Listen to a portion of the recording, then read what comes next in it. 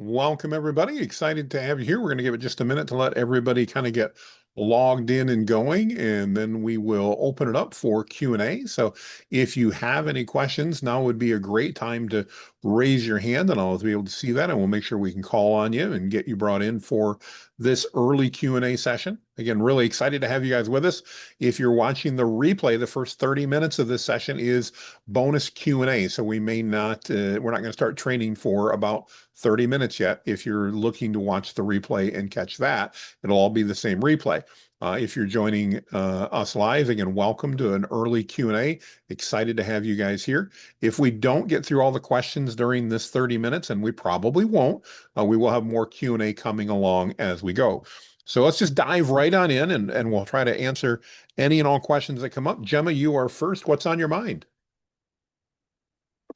Hi. I was doing the chat GPTs that you gave us yesterday, and was it Bruce? Is that his name? Yep. Yeah. So I got through amazingly, narrowing down what the problem was, down all the way down to what my offerings could be. Then from there, I was kind of stuck. Now what? So then I went back to the video from yesterday's class, and you developed a custom GPT. Mm-hmm. So my understanding though was what I was trying to develop was a custom GPT for my target audience. So Good question. So how do I Bruce, take the information from Bruce to the next step? That's what I'm asking. Sorry. great question. Yeah, so Bruce is actually to help you, give you guidance and to help you come up with ideas in that. It's not actually a GPT builder itself. So that would be on you to build. Gemma, I'm pretty sure you were part of our GPT Launchpad or Yeah. Botcraft training, weren't you? So Yeah. what Both. I would, yeah, I thought so. What I would do is take that information from Bruce once you've defined a GPT you want to create and put that into Jason from the GPT Launchpad class, and then let Jason help you build it out. Okay. Great. Thank you. You're very That's welcome. good. Great, Yeah. great question. All right, next we've got up Darren. Darren, welcome to our early Q&A. What's on your mind?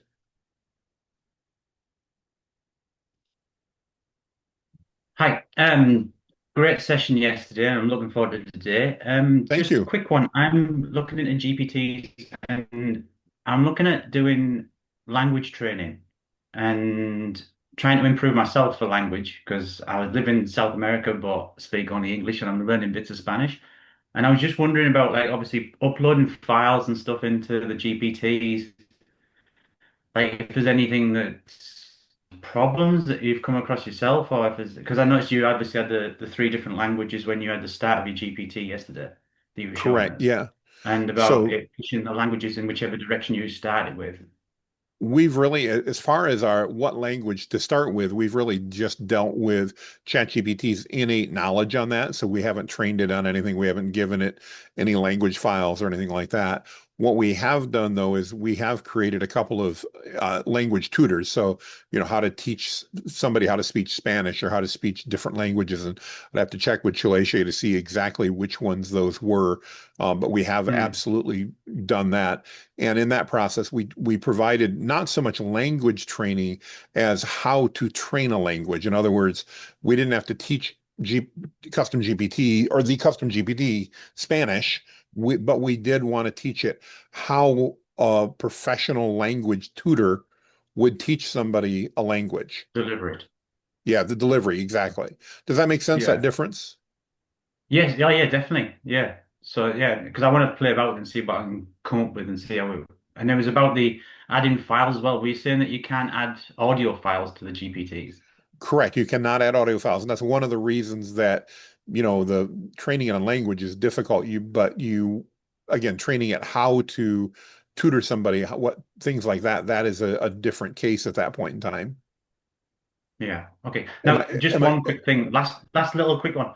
The Is it on the GPT that you do custom? Is there a limit on them? You know, like you normally get your You chats can, and it yeah, goes. right now you're limited to 20 training data files, and each Yeah. training data file can be 25 megabyte in size. Okay. Sweet. But Awesome. Thanks. what you can do a lot, and this may be helpful for a lot of you, you can make fairly extensive training data files, knowing these are going to be text-based and things like that. I mean, I literally had one that I believe was around 400 pages long, and it was still well underneath the 25 megabyte size. And as long as you reference that in your custom instructions, then it does a good job of pulling that data when you need it. Awesome. So, Okay. Thanks great very much. question. Cheers. Absolutely. All right. Is it Yaya? Am I pronouncing that properly? And you're up next. Yeah, it's Yahya. Hey, All Jonathan. right.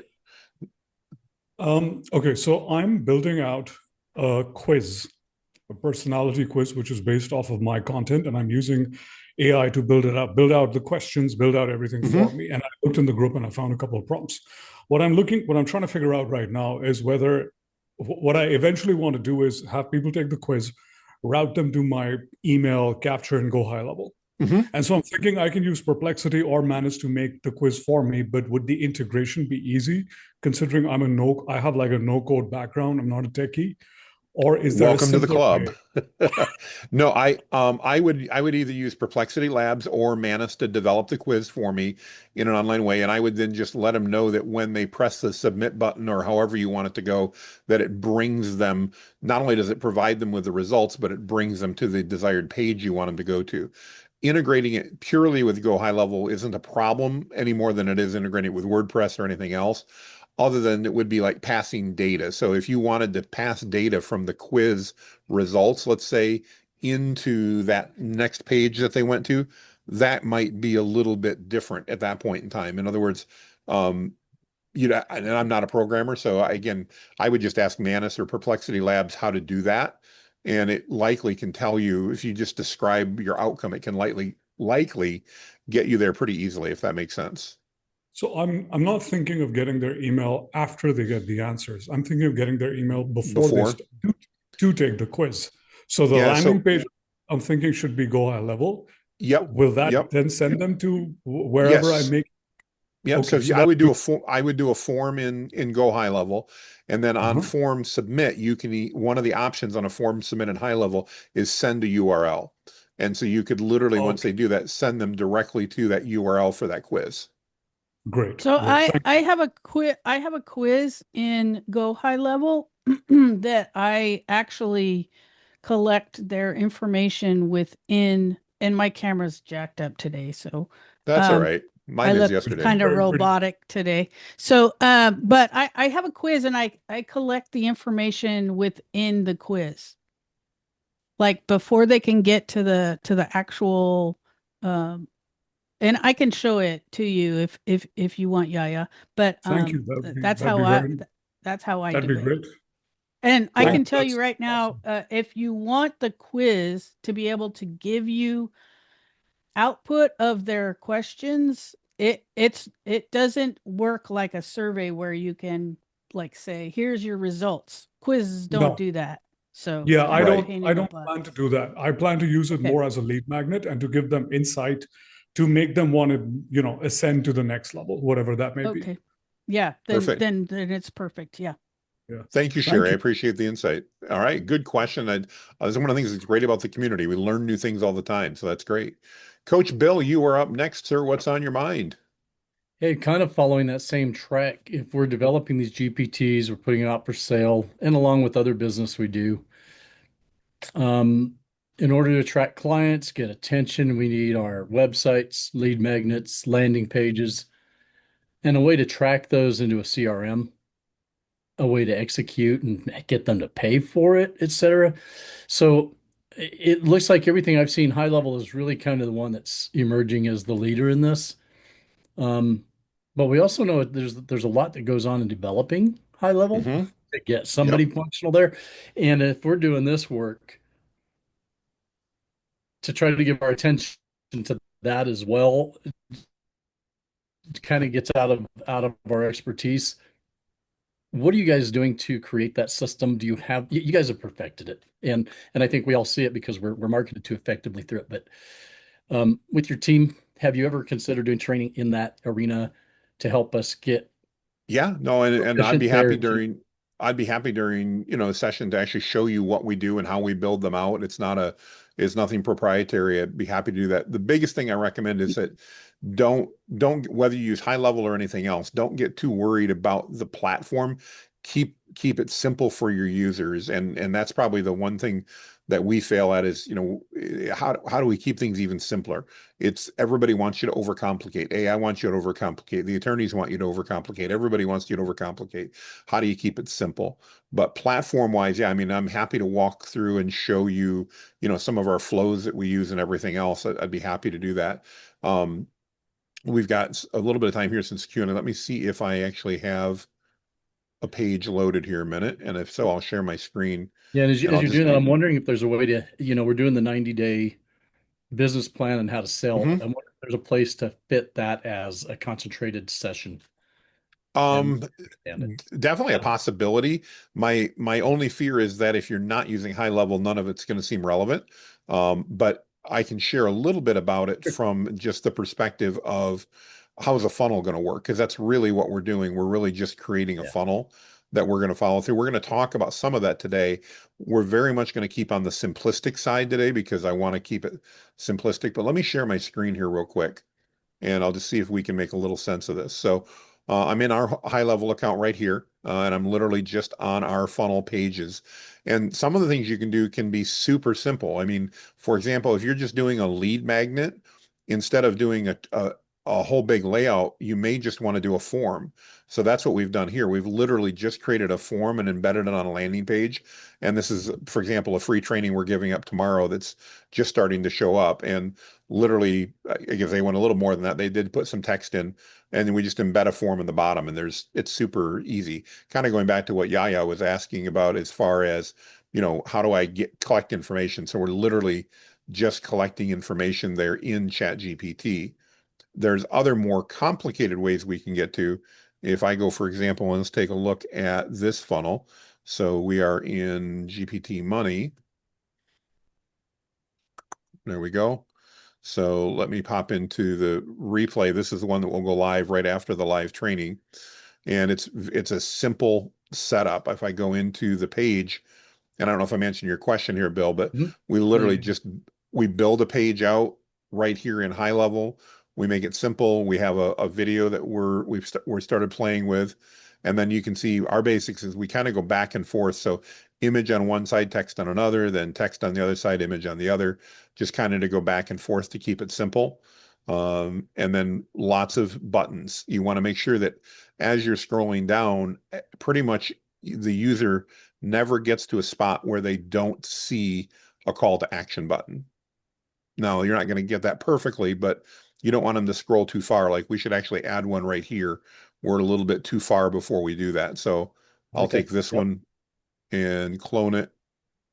And this is why I love high level. It's easy. I can literally just drag it. There we go. Just like that. And I've added in an extra button. And then Nice. this one I don't need right there. So I can just drag this below. And now again, if I get rid of some of these sections, you can see it's really easy to make those edits and make those changes.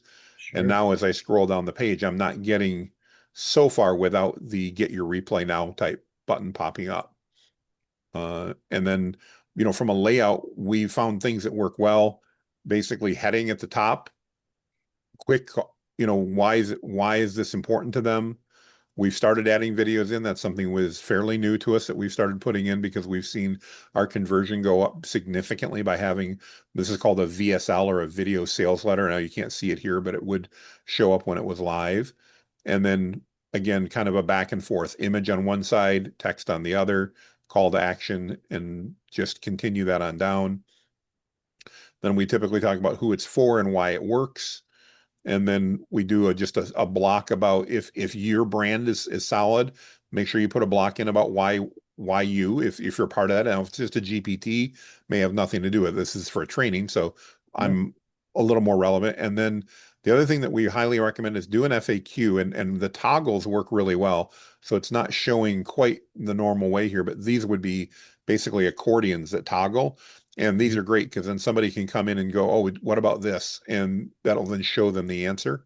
And when we're programming these in over here, We just have our list items and our questions, and it's super, super easy to go ahead and build those out. And then again, we try to keep the pricing or the order box, I guess I should say, on a 50% side so that the order box doesn't seem visually overwhelming, if that makes sense. Yep. The other thing is just more white space, and this isn't bad, but I'd even want more white space. In other words, more padding in between these so that there's more negative or white space in between them. White Sure. space is your friend. When you see how this has got more room around it, and it may look weird, but it's helpful because it drives the eye, as opposed to when here it gets a little bit too tight. That makes it hard. Yeah, and then it's almost information overload. You're getting everything. Exactly. So and it's balancing that. We're actually working on some new styles and all that type of stuff. So I hope that answers your question, but it's kind of a balancing game. I love your VSLs too, because you get the image on there, and when you hit Yep. the play button, then you pop in and video, and so Now, it's one a of the very things we found out on the very VSLs, for example, and this is something we just have been learning, is that if we put like a custom thumbnail on, nobody clicks it.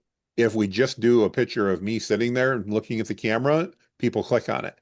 But for a right. VSL, that makes more sense than as opposed to like a YouTube video, which is, we're trying to draw people in on that. So little things like that you test and you find out what works and what doesn't. One of the things I love about High Level is the fact you can do A/B testing. So we can run the same page with a video thumbnail and without a video thumbnail and see which one works better, and they'll give you that information. So that means the next time I build one, I can do that much better at it.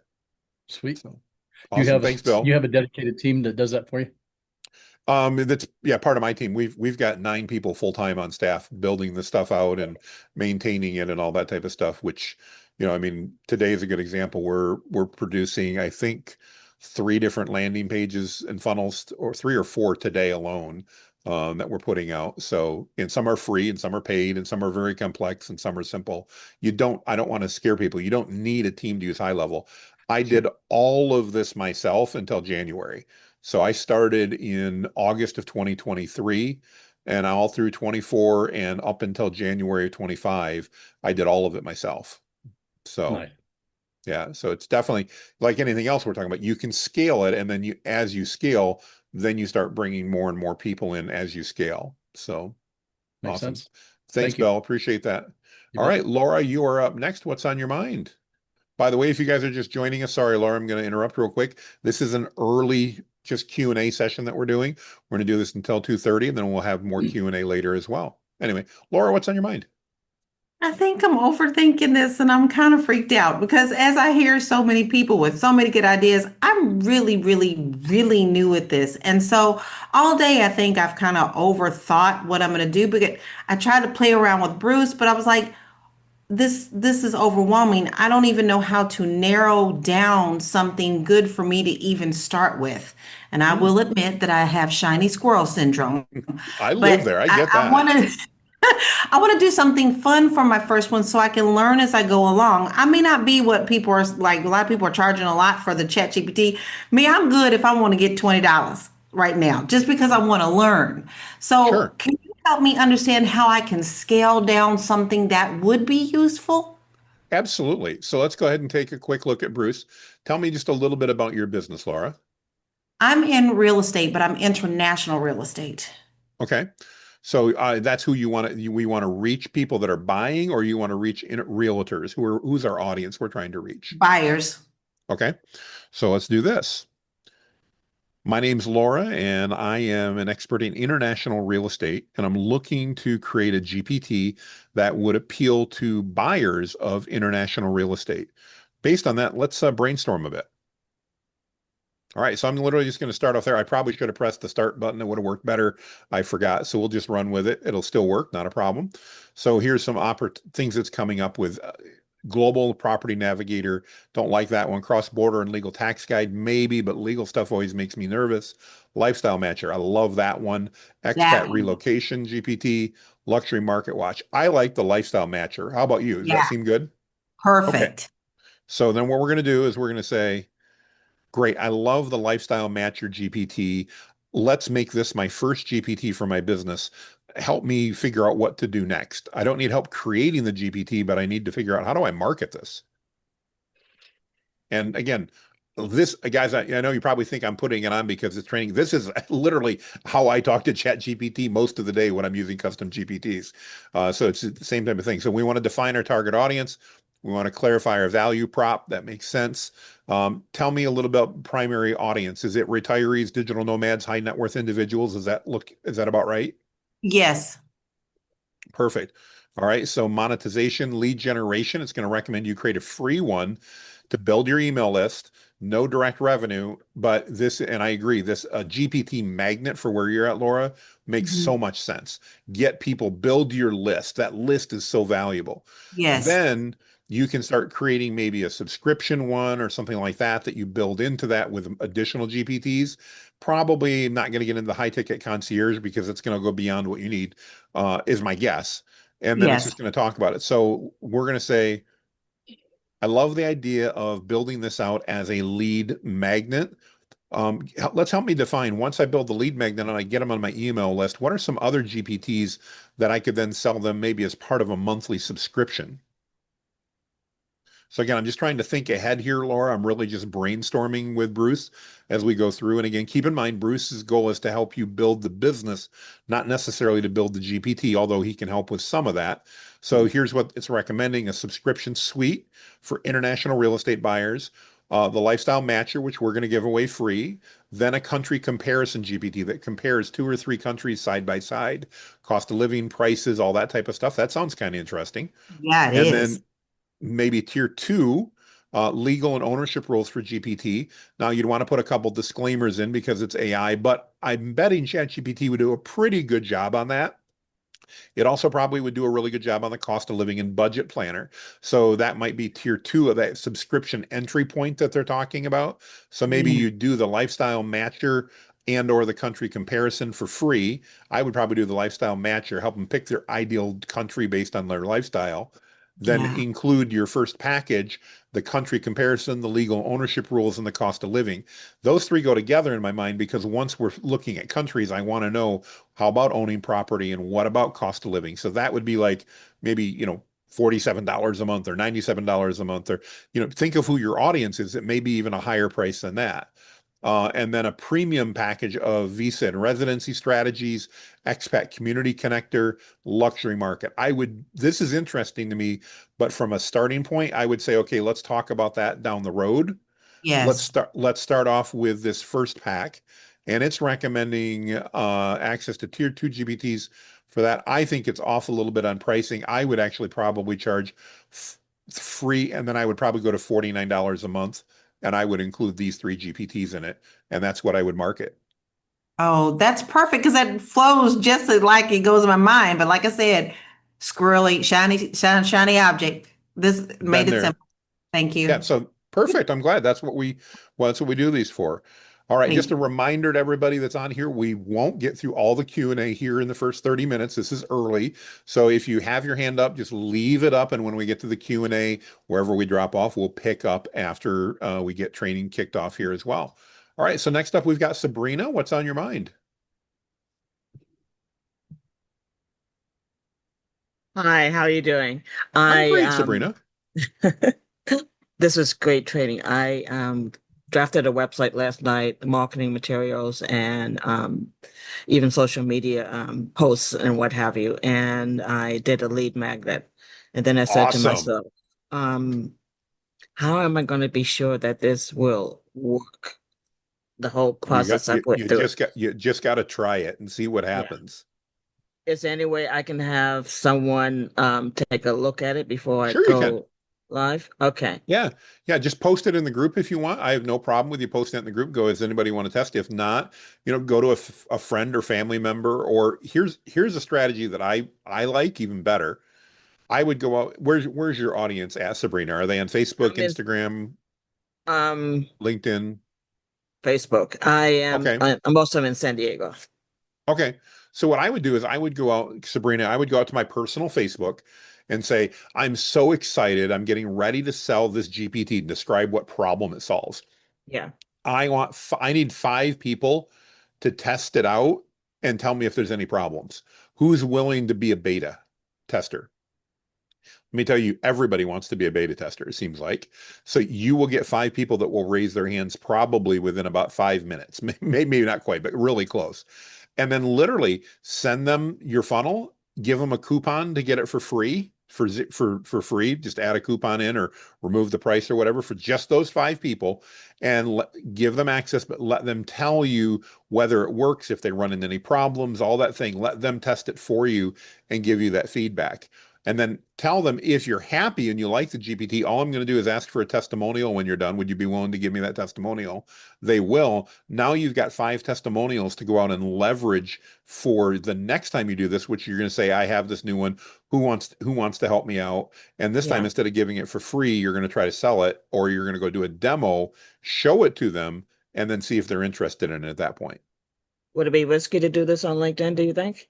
No, not at all. Just especially if Okay. you tell them it's your first one, that this is a beta tester. I think you're perfectly good with that. I don't see any problem at all.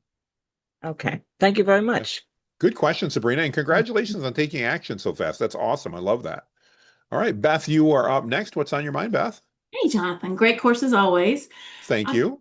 I think I'm building out a GPT for physician offices, and I'm going to start generic, and then as I learn more, clone and go more specific to specialty. Okay. But what I'm trying to figure out is how would I tell a user um, to keep the information? So I think that, say they're going to tell me these are the services they provide, this is the specialty, these are the part of the country they're in. I don't think that the custom GPT is going to save that. Would I tell them just to keep one chat going continuously so they don't have to teach it every time? Or are there better recommendations? Yeah, there's probably better recommendations in the fact that it's not going to necessarily remember forever. I mean, there is a memory limit, so that gets to be a bit of a problem.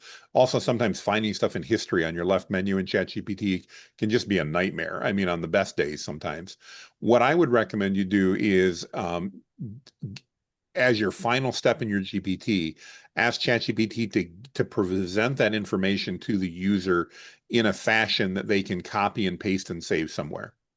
Okay. Or, even into an email or a note. And, what I might recommend at that point is, tell them to add it into a note on their computer if they use Notion or Evernote or anything like that. Just someplace they can save it at so they have quick access. Worst case, open up a document in their word processor and paste it in there so that they can use it anytime they need it. They obviously can come back, and I would encourage you to let them know you can come back to this chat, but ChatGPT does have memory limitations. So at some point you might need to remind it. One of the analogies that I found really helpful, Beth, is if you describe ChatGPT's memory like a conveyor belt in a warehouse, and you go, let's imagine I'm standing at one end, Beth, and you're standing at the other. At some point, if I put a box on, and every time I put a box on, it comes closer to you. At some point, if you take a break, that box is actually going to fall off the conveyor when it gets down to you. That's exactly what happens with ChatGPT memory. It's got basically a section that it's going to remember. It's pretty big, but if you used it long enough, it could forget some of that. And so if you save it as a note, you can then remind it anytime you come in, this is the context you want it to have. Great. Thank you. Thank you. Great question. All right, we've got 2 minutes left. Let's try to see if we can get is it Lindell? Am I saying that right? What's on your mind? Lindell. Lindell, Hello. thank you very much. My question is about API and FormWise and security. I got a statement from them, sort of a blanket security statement, but just on yesterday's conversation using Teams and how safe is the information, like because you're using an API with OpenAI, hmm where is the client information still going there or not? Nope, you're actually probably the safest doing that, because OpenAI does tell you if you're using the API that it will not use any of that information for purposes. The other benefit you get through that is if you're doing it through like a FormWise or anything like that, where then you're providing an interface to the user, you don't have to worry about them having a Teams account or anything. You can tell them that their information is secure. And I'm going to say air quotes around that. There's still, if you're a security expert, you can tell me areas that there's problems, but it's much more secure than just using ChatGPT, if that makes sense. Brilliant. And Yeah. do I still need a Teams account to be No. doing deep research on stuff like that? No, no. Then I mean, I still like using a Teams account just because I can assure people of that, but you don't need one at that point. If you're using the API, their ChatGPT, Google, none of them are going to use that data for that for training purposes that comes through the API. Thank you. And will you be covering API, which, sorry, my That's all brain's right. going, it's very early here. Which model in API you choose for costs, just to keep the API costs down? Will you be We'll take a covering look that? at those models. Yeah, absolutely. We can do that. I don't have a definitive comparison because there's a balance between functionality and cost at that point in time, and you've got to kind of find the best Yeah, value for that. I'm And just a bit five, worried. which they just came out with, is a little weird. I will be talking to you though about why I chose the models that I chose and did that. One of those reasons that I am delivering our membership example through ChatGPT is because I don't have to worry about API costs. And I'll run Right. some numbers to explain that to you and why that matters in a minute. So awesome. Good Okay. question. Thank you very much. Thank you.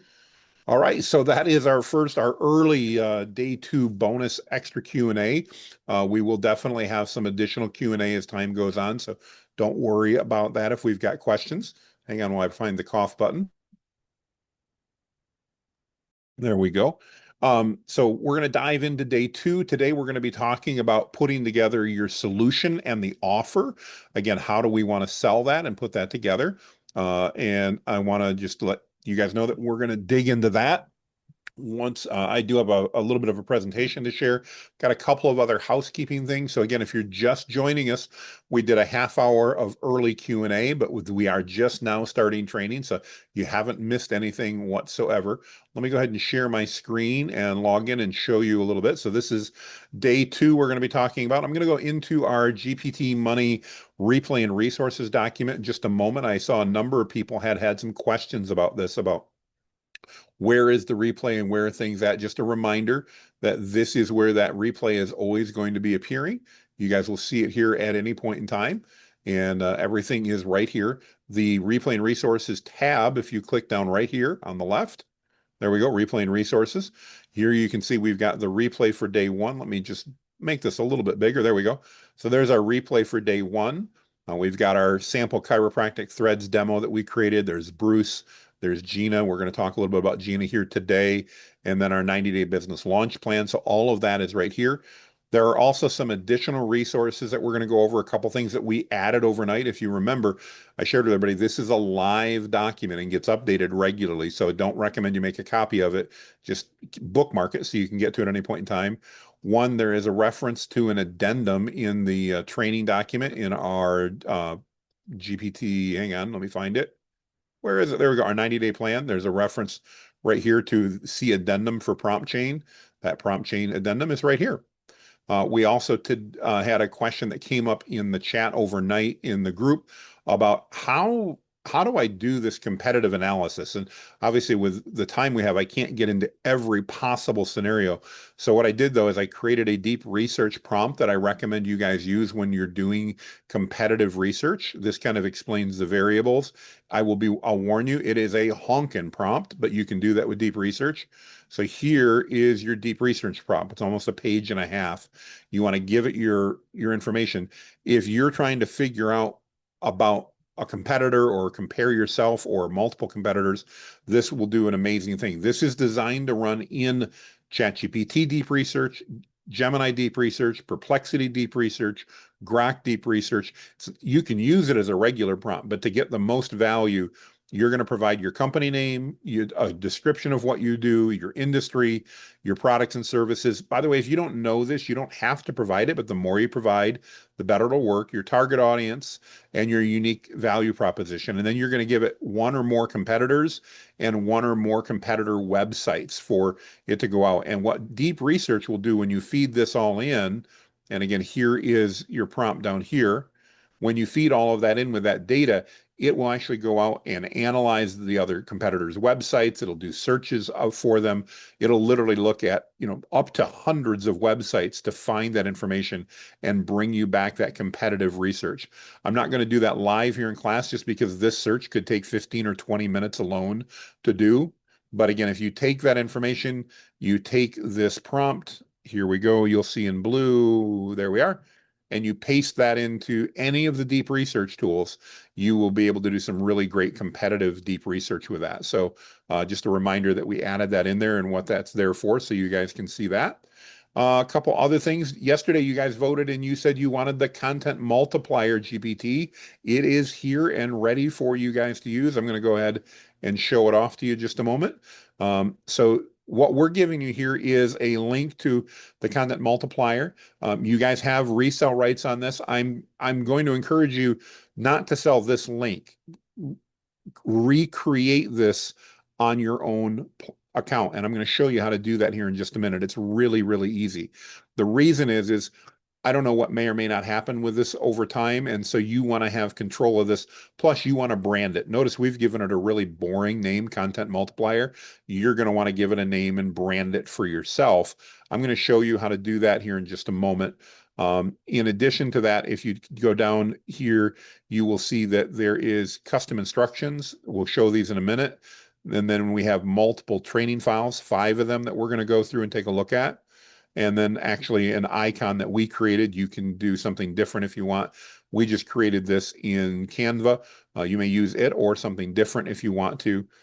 Super, super easy and how to do that. So what I want to do is I want to show you, though, how do you create this on your own. So before we dive into building the business, just really quickly, how do you create this? It's super easy. You're going to go into ChatGPT. We're going to wait patiently while it loads up. There we go. And we're going to click on GPTs and we're going to click on create. And now we're going to go back to our main document here and you're going to click on your custom instructions. So we include in our custom instructions, just so you know, some information about custom security instructions. You do not need to include this top part if you don't want to. We do it just because it helps. It's not a guarantee on security, but it helps. And then we include, as you can see, 3 lines. If the user types start, use English, empezar, use Spanish, and commencer, use French. You can change that if you want. Then the gist or the rest of it, the custom instructions, is right here. If you're not sure, you're literally just going to copy and paste this. It's super simple, directly into your instructions right there, just like I did right there. We're going to name this, and so I'm going to just call this test content multiplier. You could give it a name if you wanted to and call it anything you want, so it's perfectly fine. Let's see, multiplier, if I can spell that. And I'm going to give it some instructions here. It's a content repurposing assistant. There we go. And we'll put that in the description. There you can see it fills over here. And then for my conversation starters, again, this is optional. You don't need to do this. But if you want to make it easy for languages, you can do this. So there's English, Spanish, and French. And then in our knowledge files, what we're going to do is we're going to go over to this document. We're going to click on each of the training documents. So when you've clicked on this, I've got training file number 1, which is our content multiplier. So we're going to go ahead and file, download, and I want you to download this in either a PDF, a plain text, or a markdown. My preference, ChatGPT may not care, is as a markdown file. The reason I like it is it's very small and it maintains all the formatting that is going to be appropriate. We're going to do that same thing for training file number 2. So file, download, markdown. Training file number 3, file. I know this seems boring, but we've got to do each one of these. Download. 4, file, download, markdown. And then 5, file, download, markdown. Now that I've got those files, I just go over here to my upload files into my knowledge base. I go to my computer and I grab my 5 knowledge training documents. We'll wait patiently. There we go. Just like that, we have created and recreated this GPT. You guys can now brand this. You can pick any icon you want. You can even have DALL-E if you want. Go ahead and create an icon for you. That's what we'll do here just to show you how that's done. We've done this through the Configure tab as opposed to the Create tab. But if you want to watch the replay, it's literally that simple. It's copy and paste all the way across. There's nothing else we need to do. We're waiting for it to do this image, and then we're going to save it. And once we've saved it, if you do this in your ChatGPT account, you now have a version that you can sell to anybody. You have full resale rights on this. You get to keep all the money. This is yours to literally go out. If you want to post this on your page, literally right now, you can do this and start selling it for anything that you want. By the way, my encouragement, we're going to talk about how to build an offer today. My encouragement, take this, make this your first offer and put it out there for something like, 19 bucks. Somewhere between, $10 and $30. Pick a price point and sell it. Why? I want you to make a sale. More important than maximizing revenue is just literally making a sale. And so I want you guys to have that opportunity to go out and do that. And again, I'm now going to click create. When you create it, make sure you say public anyone with the link. Do not put it in the GPT store, because if you put it in the GPT store, anybody can find it for free. And there we go. Now that we've done that, copy link and view GPT. And just like that, we have our first one that gives you the ability to do that. I see we're having some problems with it saving. If it's not saving properly, let me know and we'll check the rights on the document. It should let you download those tabs, but if it's not, let me know and we'll try to figure that out. So, all right. No, Tracy, we've not yet talked about who we're selling it to. This was literally just the free GPT from yesterday, showing you guys really quickly before we dive in how it is that you guys can create that. So it's that fast and that simple for you to recreate that GPT as your own. And that's all you need to do. It's again, that super simple to do. We've existed it here so you can learn about it, you can play with it. But again, my recommendation, don't sell a link to ours, create it on your own and go from there. And the reason you don't want to sell a link to ours is it says community builder, or when ChatGPT is working, it actually has Whitebeard's AI up here. You don't want to sell that. You want to sell it to your site. So recreate this on your ChatGPT account and you'll be ready to go. But everything is right there for you and super easy. So we're going to talk a little bit about password protection here a moment. Again, the pricing, guys, is totally up to you. I see a bunch of stuff in chat. You can price it any way you want. My recommendation when you're getting started, though, make this simple. Don't try to maximize your revenue in week one. I want you to make a sale. I want you to get excited. I want your PayPal account to go ding, ding, ding, ding. I want you to get excited about selling something. My recommendation, you can price it however you want. It's totally up to you. I would price this between probably on the low end, $9.99, on the high end, 29 bucks, somewhere in there. Pick a price point that you think is good for your audience. This is something you would sell to a business or a marketer or an entrepreneur, somebody who has content that they want to repurpose. And again, make it super simple and easy for them to do business with you. And we're going to talk today about how we set it up, how you do your landing page and everything else. So let's go ahead and dive into that process now. Let's go back and share my screen and we'll dive into, hang on, where's my share? There it is. Here we go. So let's go ahead and share the screen and dive in and walk through what we're going to talk about here in day 2. So first, I need to talk to you a little bit about tech stack. So there is a little technology involved in this. I mean, you can make this really simple if you want. You could literally make a post in social media, tell everybody you got this for sale for $19 and to message you if they want it.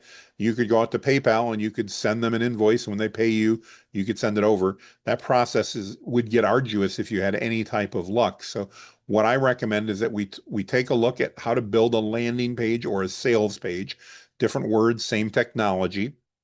Then a payment processor, you need a way to collect payment. And then how do you want to give access? And so those are the 3 things we're really going to talk about today. 1, how do we build out a landing page? 2, how do we pick the right payment processor?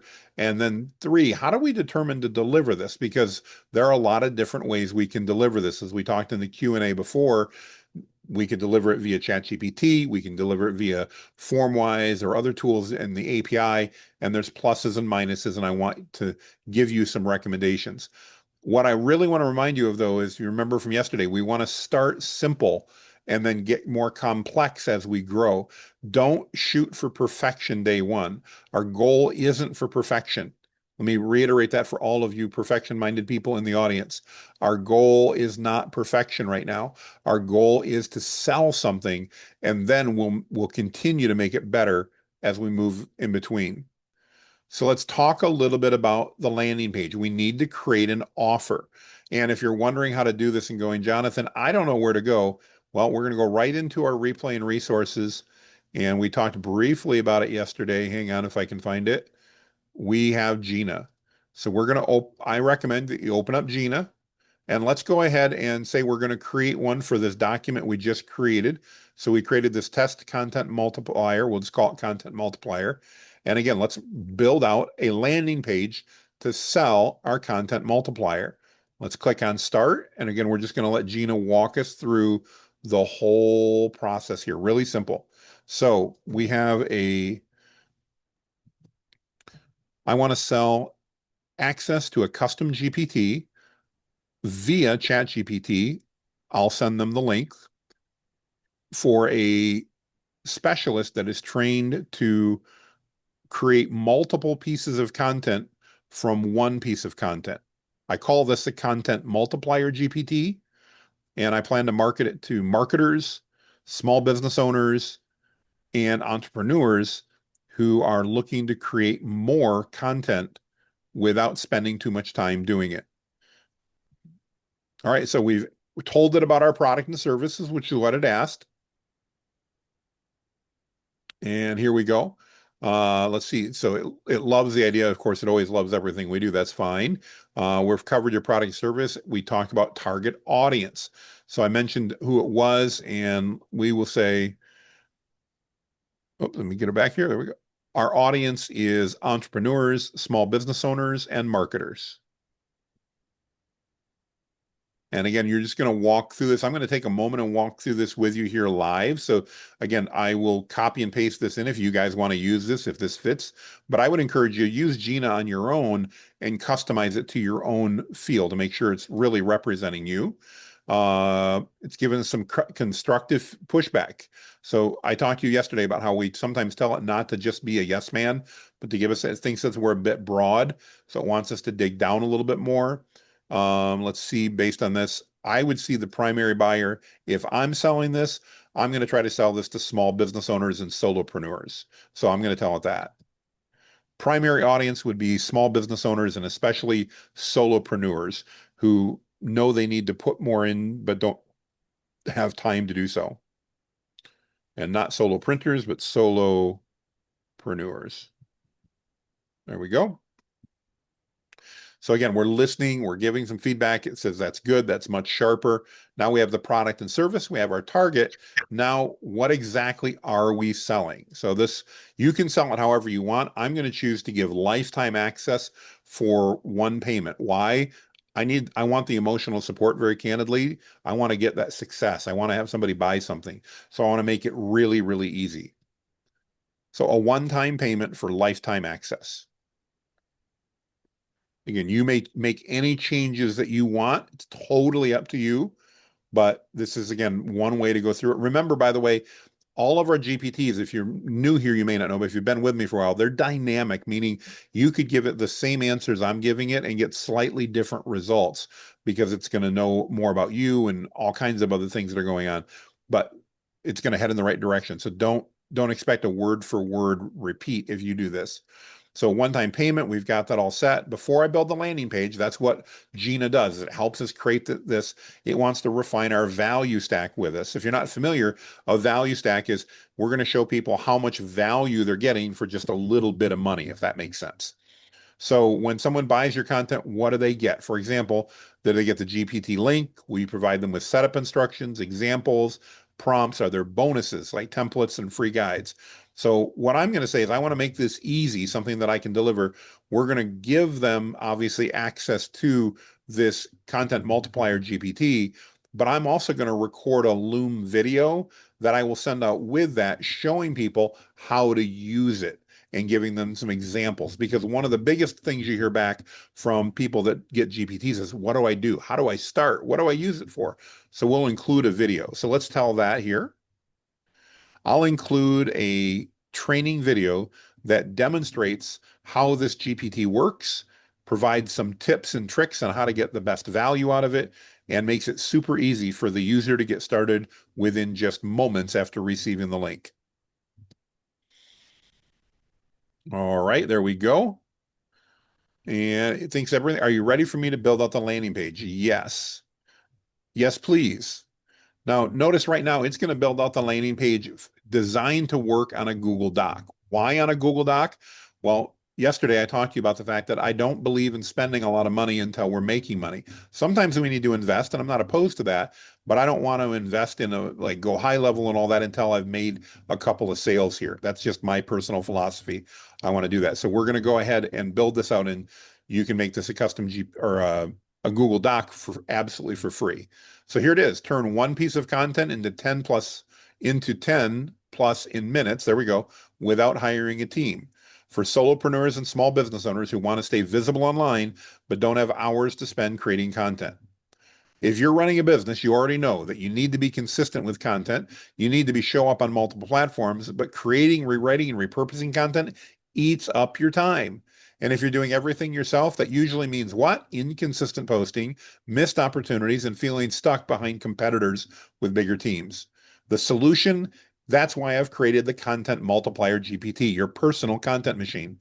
This custom GPT takes one piece of content you already have, a blog, a video, a podcast, even a tweet, and instantly transforms it into multiple fresh pieces of content ready to publish across different platforms. What do you get? When you grab a lifetime access today, you'll get the Content Multiplier GPT, lifetime access for one-time payment, no monthly fees, and a quick start training video. With the Content Multiplier GPT, you can save hours every week, show up consistently without burning out, turn one idea into blogs, captions, emails, and more, focus on growing your business instead of stressing over content. Then if you had a testimonial, this is where I would put it. You'd bring it in. Don't make one up, by the way. Get a testimonial from one of your first clients. And then when you're ready to multiply your content and save time, literally your call to action would be get lifetime access now. Limited time, one-time payment, no subscription, no hidden fees. Perfect. By the way, limited time. You're a marketer now, so put on your marketing hat. Limited time doesn't mean till Friday in most cases. Limited time just means that I may change my mind in the future and change the pricing. So it's a limited time that I'm going to have this. I'm not promising I'll make this available forever. And then it's even given us some ideas if we want to put some images in place that we could create, many tools to do that. And it's then recommended how do we lay this out in our Google Doc.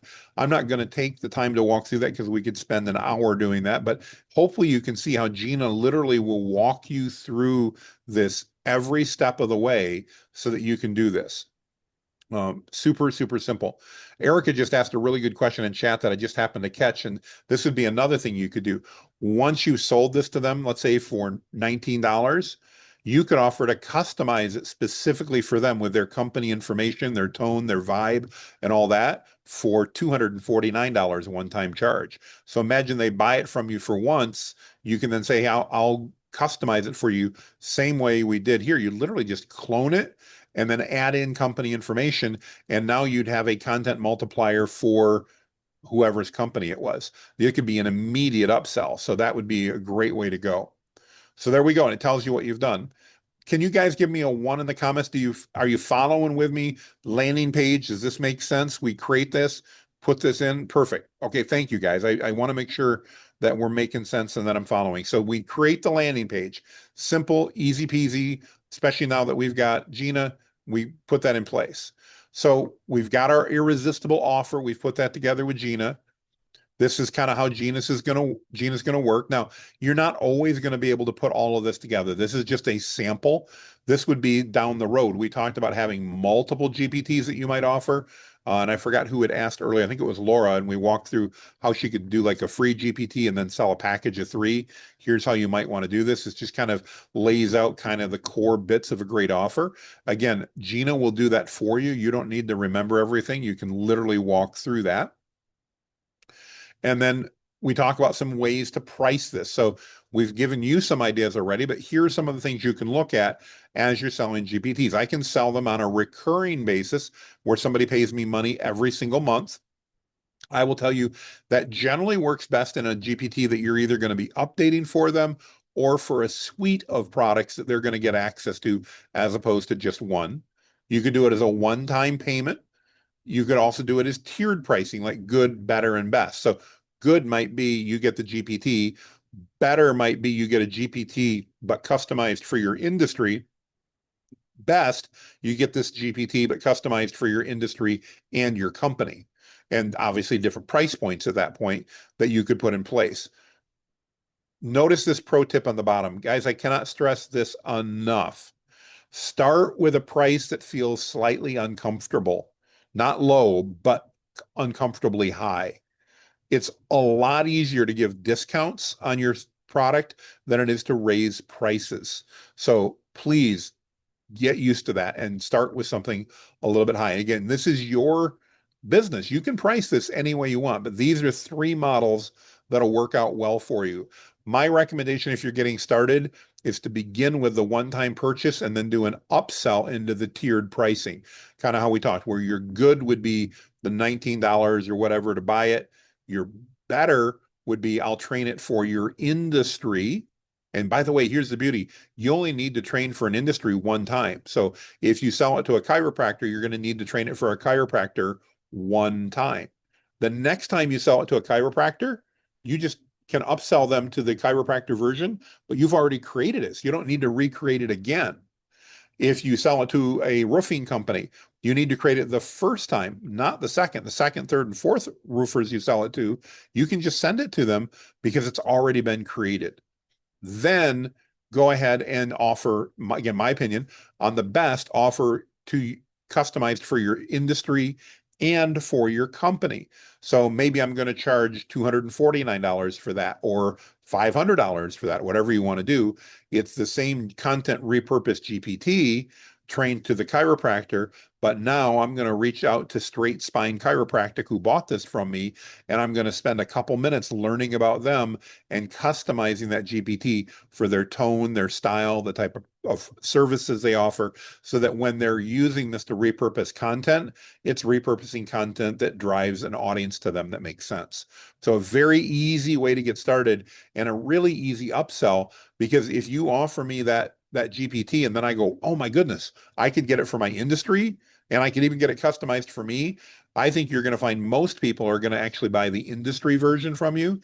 And again, you only need to create the industry version for each industry one time. And some people are going to buy the updated version and some are going to buy the low version.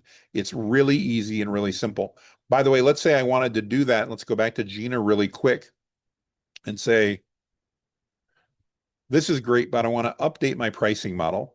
I want to offer 3 different options. Number 1, for $19, they get lifetime access to the GPT. For $99, they get access to the GPT, but trained on their industry. So, for example, if they're a chiropractor or a dentist, it would be the content repurposer trained to repurpose content for a chiropractor or for a dentist or whatever industry they're in. And then I'd like to offer the best option, which would be $499, in which I would customize it not only for them, their industry, but for the business themselves. And this would include an interview with me interviewing the company or the owner, doing research on the company, and training the GPT in the tone and the style, the products and services, and the audience of the individual customer.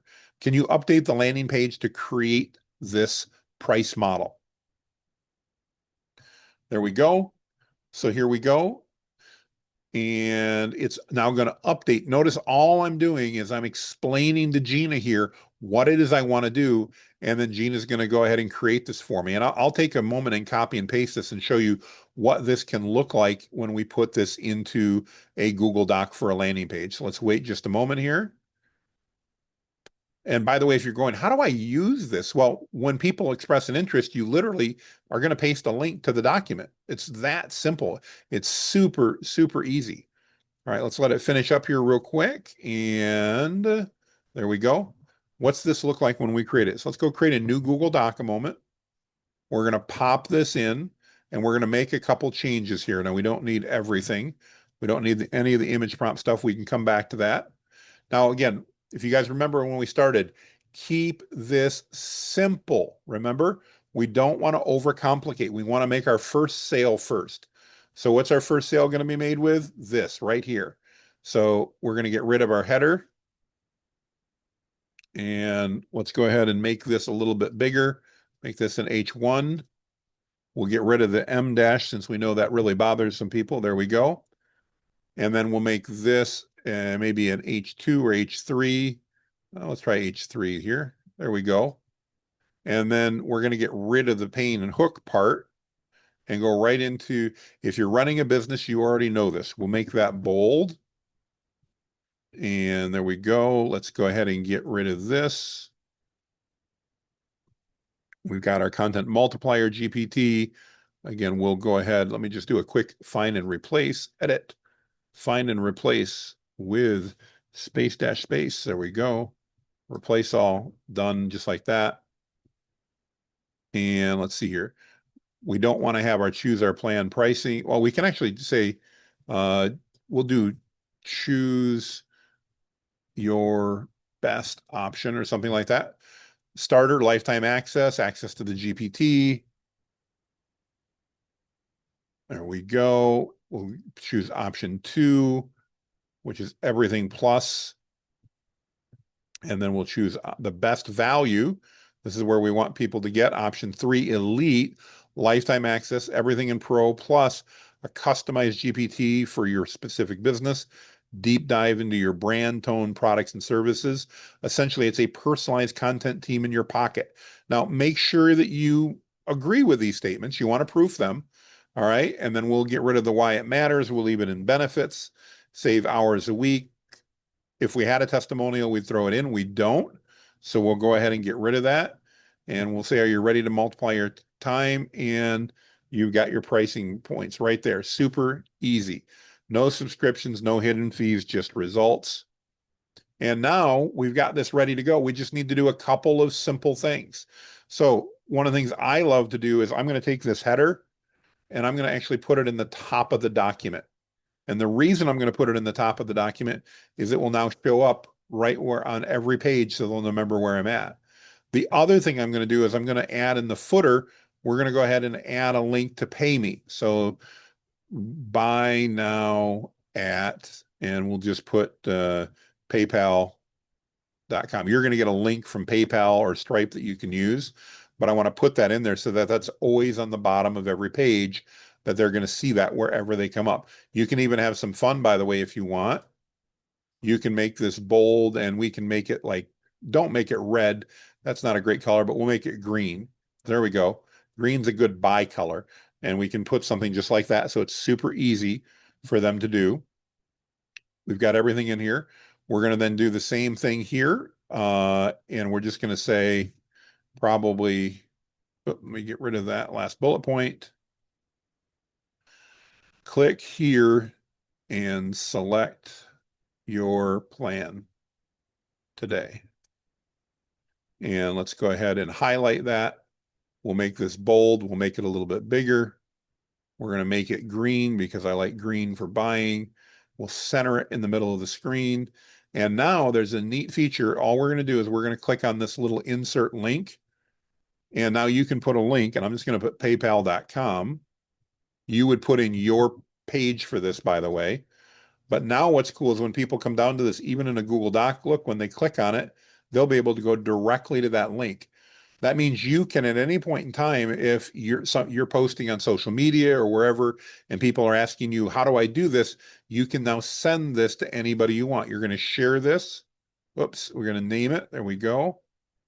And you're going to make this available to anyone with the link. You don't want to restrict it, and copy that link.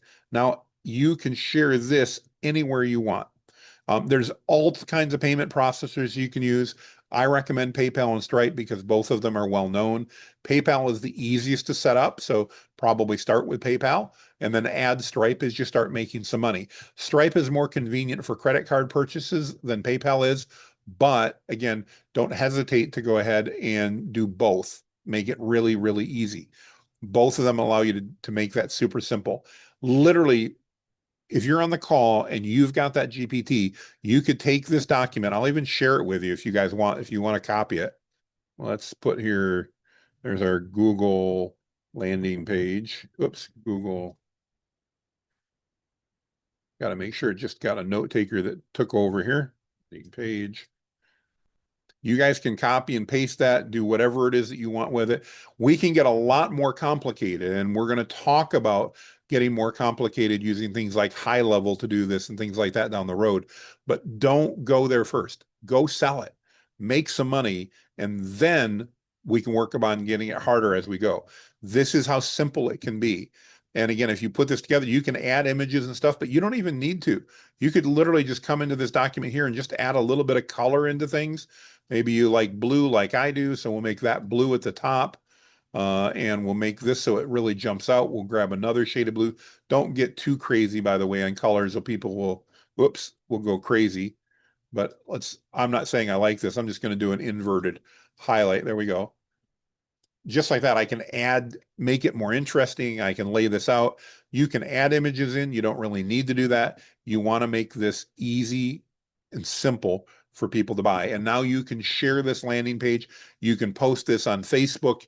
You can do whatever it is that you want, and people can buy this. And I'm telling you, at $19 for lifetime access, even your cheap friends will buy it. Okay. I mean, this is really a good deal.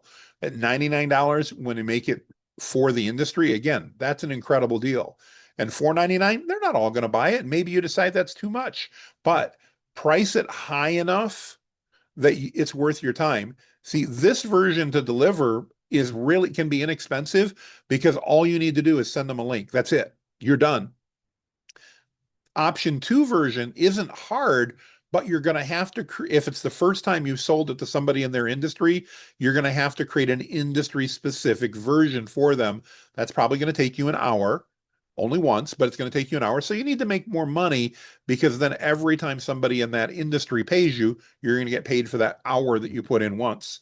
And then this one, why so much more money? Time. Your time is valuable. And this is going to take a lot more time. You're going to have to possibly interview them. You're going to have to look at their website. You're going to maybe write a custom prompt. You're going to figure out their tone, their style. Then I promise you, when you customize it, at one point in time, they're going to want to change. You're going to have a little back and forth.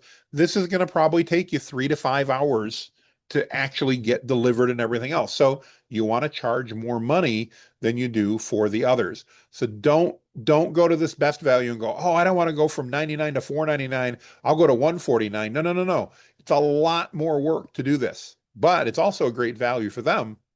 So make sure that you do that. It's really, really valuable.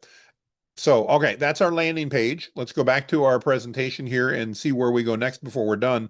There we go. So we talked about recurring models. Again, you pick the model that makes sense for you. Super easy.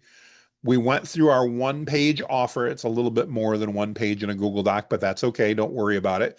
We've got you that one-page offer that you went through. Again, use Gina to walk you through that step by step. She'll create that content for you. And then we get to go into Q&A and set it up. So quick recap of what it is that we want as we're getting things set up here. We're building our landing page. We've picked a payment processor. The only part we haven't talked about today is how do we give them access? And I want to spend a few minutes talking about this before we go anywhere else. And this is kind of where, as my grandfather used to say, the rubber meets the road.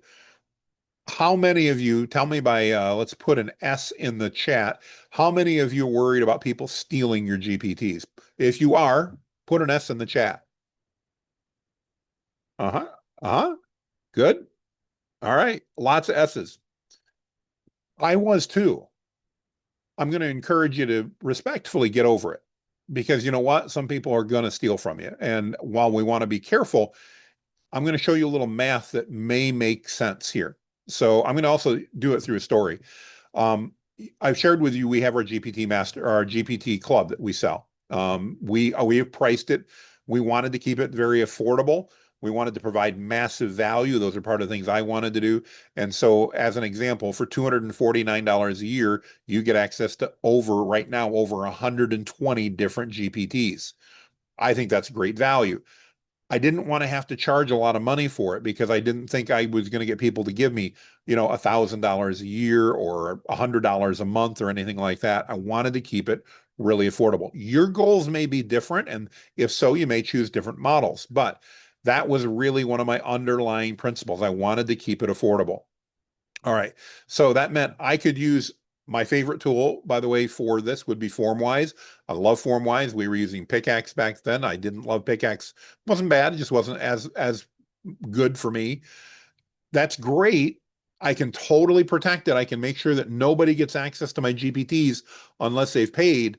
But who knows what one major problem I'm going to run into if I use any of those third-party solutions. Does anybody know what makes my nervousness go, uh-oh, we may have a problem here, Houston? Yeah, Heather's got it. Ryan's got it. API costs. So FormWise, fantastic product. I love it. I use it. I recommend it. But if you're planning on selling a boatload of these, and my goal was to sell thousands of memberships, okay? So keep in mind my goals. Your goals may be different, and that will change what you wanted to do. But my goal was to sell thousands of memberships with hundreds of GPTs. You can imagine that even at a penny or two per usage, that adds up really, really quickly. Let me show you how quickly that does. I'm going to share my screen here a minute. There we go. And this is just real world what I went through as I was trying to figure this out. Your results may be different, but I want you to understand that this is the type of analysis you need to run before you figure out where you want to put things. So let's make this a whole lot bigger because we need to actually be able to see what we're doing. So let's see here. My goal sales number. I can find number sign. There we go. And then we were going to do the API cost per query, number of queries per month, GPTs, and we'll see what else I forgot. So let's go down in here. Let's get this created. That was still number 10. Let's go fix that formatting. There we go. All right, so we'll make this easy to see. I'm not a spreadsheet guru, by the way. So my goal in sales was to get to 1,000 monthly memberships. Okay, easy enough. I want to then say my API cost per query. Guys, depending on the model you use and depending on where you're at and everything else, and the nice thing about Pickaxe and FormWise and MindPal, you can pick the model, so you have some control over that. But you're probably, and it's going to differ, you're probably going to average maybe a penny a query, maybe a partial penny. Let's just assume for the sake of discussion that people are going to have conversations with mine and everything else.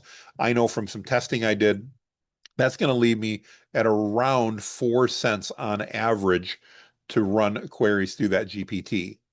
And let's assume that they use those GPTs 2 or 3 times a day, and we won't worry about the total number. So let's just say 3 times a day, 30 days a week, so 90 uses a month. And let's say they have 3 GPTs that they use regularly.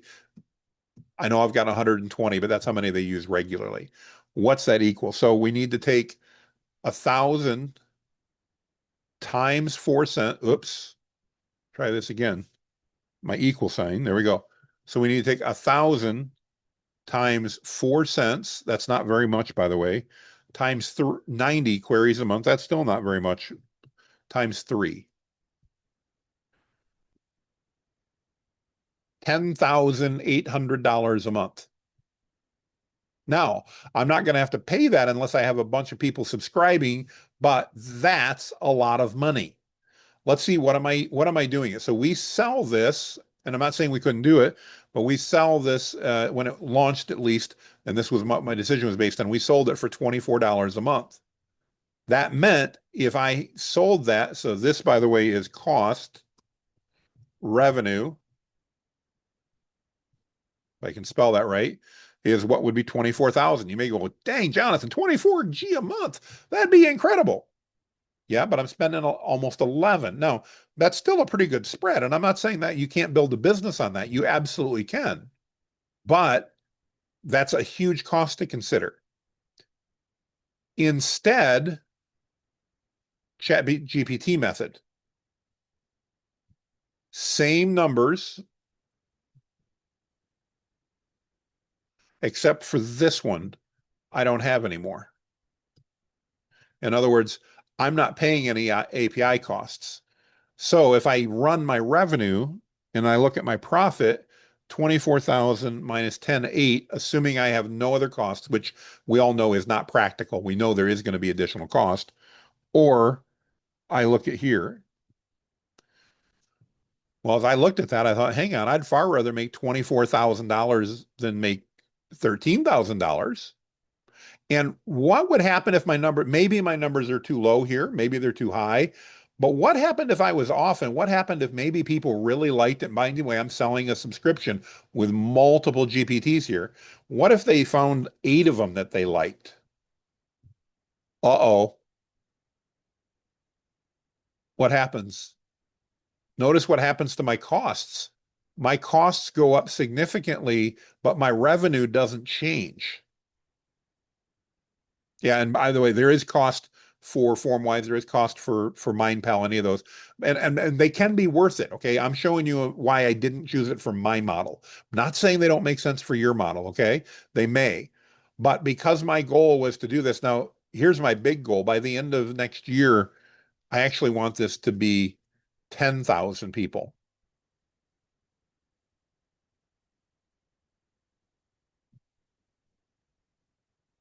That negative number scares the you-know-what out of me, guys. I'd be losing at that point, assuming the worst case, and that's probably worst case, but I could actually be losing $50,000 a month if people used my GPTs too much. What does that mean? That basically there's a disincentive to me to create good GPTs, because if people use them, uh-oh, I could be in trouble. If that happens over here, because of the way that it works, and I'm not there, by the way, we're about 600, so I'm not there. But now I'm making $240,000 a month versus losing 50,000. That's a $300,000 a month swing. By the way, I'm not there yet, okay? So I'm not trying to say I am. But these are the possibilities. Now, I don't mind risk that I can control, but I really don't like risks that I can't control. So it was for this reason I'm showing you right here that I decided to offer it through ChatGPT instead. Now, are there some risks? Yes, there are. What is one of those risks? I asked, who's worried about people stealing from you? We all are. Well, right now, if you go sign up, and not that I want you to do this, but I'll tell you, it's pretty easy. You can sign up and you can buy and get access to my entire library for 1 month, and you can cancel. And guess what? Are you going to have access to those GPTs the month after you cancel? Yes, you will. But there's something really cool that happens. And this does take a little bit of work, but let me show you how it works. So I'm going to go ahead and let's look at Gina here a minute. We'll reload Gina. If I go into Gina and I say I want to edit my GPT, and I go in my 3 dots right here and I click duplicate GPT, it takes just a moment. And I now have a copy, which is not going to say right because it's too many letters. So we'll just put landing page. We'll just make it Gina. And we'll just call it with today's date, 09/03/25. If you're US based, different if you're not. Now, when I create this, I'm going to show you something interesting here. So notice I haven't changed Gina. Gina's functionality is still the same. But when I share Gina and I copy the link here, I'll paste it here in the chat for everybody. So this is Gina duplicated. And I'll then go back to Gina. I'm going to remove this from my sidebar because I don't want it there. Here's Gina. Copy link. This is original Gina. If you look in the chat, you will see those are 2 entirely different URLs. That means that what happens, we've made the decision to go in every 90 days. Every 90 days, we go in and we duplicate all of our GPTs, we clone them, and it gets newer URLs, and our entire membership gets updated links. Not a big deal. But it means that the worst case scenario is if somebody tries to buy for 1 month, they're going to only have access for a grand total of 2 extra months if they didn't pay. Because here's the other part that we're going to do.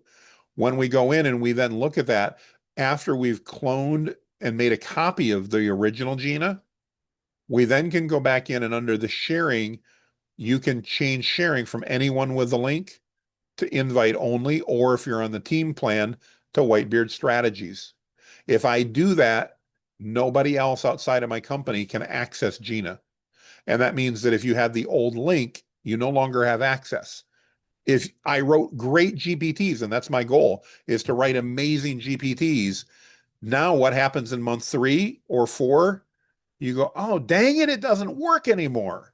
I need to come back and I need to resubscribe to get the updated list.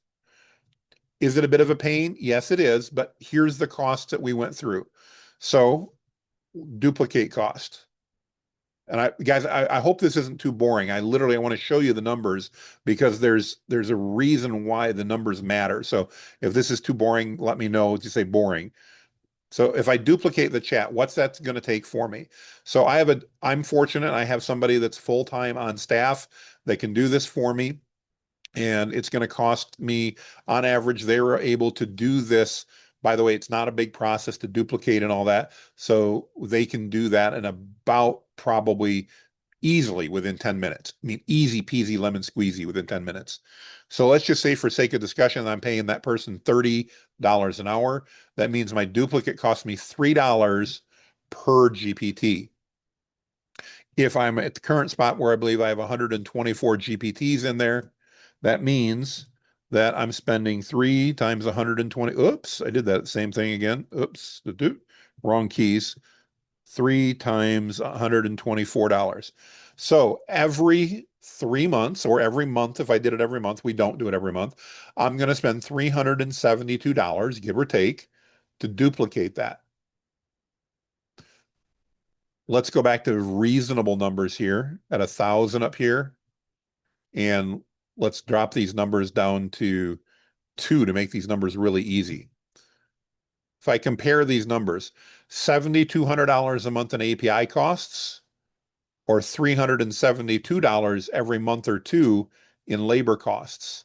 And I effectively get the same thing, but now I'm able to keep my prices a lot lower.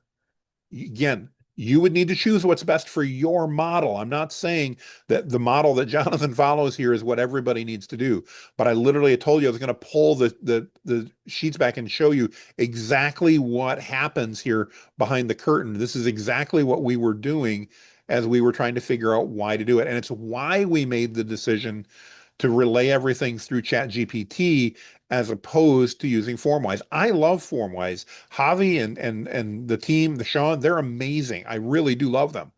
But for this particular case, it didn't make sense. So this is why we decided to build out through ChatGPT. Now, is there ever a time when I would use those other services? You bet there is, because there's times when it makes sense, especially when I'm going to be able to control the cost and the usage coming from the user. And you can do that within those systems, by the way. So in defense of all those systems, I can limit usage. Part of my goal, you guys know me, I didn't want to go limited usage. I didn't want to go, well, you can buy it for $250 a year, but you can only use it so many times. I didn't want to do that. And so ChatGPT met my needs the way I laid it out. I want to be totally clear. I'm not saying you shouldn't ever use Pickaxe or Formwise or MindPal or those. There are absolutely times when for your business model, it may make sense. But I want you to think about it before. You've got to decide how you want to deliver it. And apart from all these numbers, while we're getting started, while we're getting ready to make our first sale, I want to encourage you, just deliver this first one. So we were talking about this content transformation tool, the one that's going to, or content multiplier. You can put it in Formwise if you've got it. It's not a problem, but don't go to that level. Just literally deliver it by giving them the ChatGPT link. You're selling it to them on a one price. If you follow what we talked about here, you're selling it to them on a one price for life anyway. So don't worry about whether they're going to steal it from you or whether they're going to send it to other people. It's cheap, it's inexpensive, it's affordable, and most people are not going to do that. Some people are, you're not going to be able to stop them anyway. So I hope this makes sense as we figure out models. We can talk some more tomorrow about FormWise and things like that. But I want to make sure you understood the logic that I encourage you to go through in your pricing model to figure out which tools you want. Because there's risk and reward on both sides of this transaction. If I go with FormWise or any other tool, there's a risk that I'm going to spend more money on API costs. There's a reward in that I get to protect my GPTs. If I go with ChatGPT, there's a risk that people may steal my GPT. They may share it with other people. There's a reward in that I'm minimizing my variable costs considerably. And I like that in this model based on my goals and my objectives. Again, keep it simple, especially when you're getting started. I'm not saying we'll never move. I'm not saying we'll never make a change, but keep things simple and effective. That way you're going to have a lot more capability to make money. And this isn't about the top line revenue, folks. It's about what you keep after you take your sales less expenses. And I hope you can see from what I did there, when you can reduce your expenses, every dollar you reduce in expenses is tax-free income to you. So try to reduce those expenses when you can. It really does make a ton of difference. Awesome. All right, so we're going to move. Let me go back here. And before I say what I'm going to do, let me go back in and share my screen here. Just do a quick recap here. So we've talked about the landing page. We've talked about payment. And we've talked about, in general, how to give ChatGPT access. Again, my recap for you to get started, use Google Sheets or Google Page, I'm sorry, Google Documents for your landing page to start off with. Use PayPal because it's free to get started. Make your first couple sales and deliver GPT access by literally sharing the links, just like I shared with you earlier. That way it's really, really simple. So just Sturgis, I see you said, don't forget to reinstate the original Gina or change the docs link. The original Gina, I did not change. It's still good. So you guys should be good to go there. If anybody wants to check it, you should be fine. So I'm seeing a question I don't quite understand about the Daniel offer.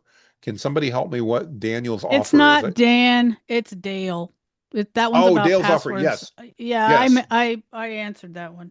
Oh, But thank you. I saw it. Yeah. yeah. So, and I appreciate you reminding me of that. So Dale Ollie has said, and yes, we're going to post that in the group.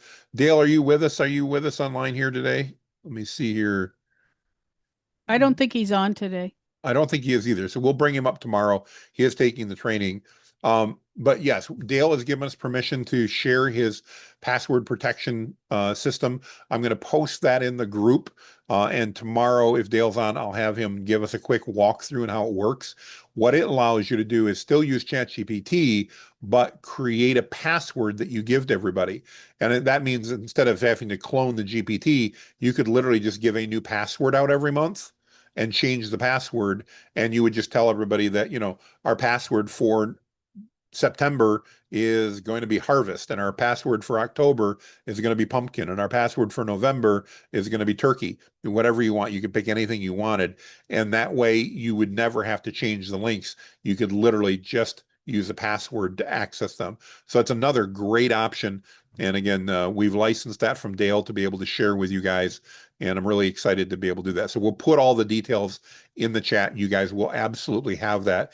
It's a really low cost way to do that. So, all right, so we've got that covered. Let's go ahead and go into Q&A and we'll answer all the questions that we've got. Before I do that, though, I want to remind everybody that due to some scheduling on my side, tomorrow's session does not start at 2:30. So if you guys are planning on tomorrow, and I hope you guys are, our session tomorrow is actually at an hour and a half later, 4 p.m. Eastern, not 2:30 Eastern. So just FYI, if you log in at 2:30, there will be nobody here. It's at 4 o'clock Eastern, so 90 minutes later. It is updated, by the way, if you guys go take a look. Let me share. If you look on the events calendar, everything is correct here in the group. Hang on, I got pop-ups all over. I got to find the group. There we go. Let me go back to, there we go. If you go under the events right here, it is labeled properly right here. So it's all set. Your link and everything else is set right there. So you're set to go. But just a reminder, tomorrow's training is later as we disclosed up front, but just want to remind everybody. All right, so let's go into Q&A. First up is, and again, one question, please, and then get back in line if you would. Rebecca, you are up first. What's on your mind? Well, they're kind of it's a multi-question, but it's combined. So I've been using Galaxy AI. So I'm going through Okay. that transition of having ChatGPT, creating those custom GPTs in ChatGPT, right? And then moving Yep. over. And I'm asking because I know you're familiar with it, you promoted it. Yeah. I know that I can't use custom GPTs like yours in Right. Galaxy. But if I create custom GPTs in Galaxy, can they be shared to I others?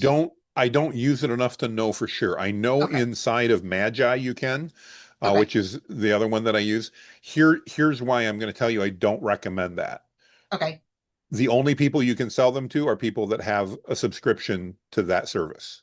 So that was the other thing. Okay. So then when you say lifetime access for custom GPTs, what happens if you no longer decide to pay for ChatGPT and you've created it in ChatGPT? Does the link disappear because your account is, or your paid That account is a is? great question to which I don't have a great answer for. I have Okay. no idea. And I didn't that's a know good either thing. when I was Yeah, asked. I was like, that's a good question. Let's find out a minute. So when I don't know the answers, most of you know exactly where I'm going to go. We're going to go over to Perplexity and find out because I don't know the answer to that. What happens to custom GPTs that I've created in ChatGPT if I either cancel or change my account and no longer keep the original account that GPT was created in? Let's do a drum roll here and see what happens. And again, maybe you want to define what access means then. So if your ChatGPT is account canceled, downgraded, or deleted, the fate of the custom GPT depends on the specific type of change. If you've lost access, if a paid GPT plan is canceled or downgraded, the GPT builder you lose, and any custom GPTs are created while on the free plan. So there we go. They're not deleted, but they're not going to be there until you pay that plan. If you delete or activate it, then all linked custom GPTs are deleted in 30 days. So what does that mean? Good thing to bring up. Don't promise lifetime access. I would probably promise, I would probably do one. We didn't talk much today about terms and conditions. You want to have a terms and conditions on your sales page at some point that talks about what everything means and all that. So, I might say, you know, um, lifetime access with an asterisk. And then in my terms and conditions, I would put, as long as, we have no plans to ever delete our ChatGPT account, but we can't predict the future. And if we would, access would stop within 60 days or within 30 days of our cancellation of our account. And I'd be willing to go. The only way I'm going to do that is if, the company goes bankrupt, which is not anticipated or something like that. I mean, be honest right. with people, just tell them what to expect. But really good point. You might want to just put in there then annual access is guaranteed or access for 12 months is guaranteed. So we do this, for example, on our training portals. Our training portals, I never plan to take down, but we guarantee they'll be up for 12 months. Why? Because I've already prepaid them. And so Right. I know that even if Jonathan gets hit by a bus tomorrow and the company goes You're under, going to win the lottery. Okay. You're yeah, going to positive. whatever happened, but you know what? If I won the lottery, I'd still be here. I love this. I wouldn't do it. That wouldn't stop.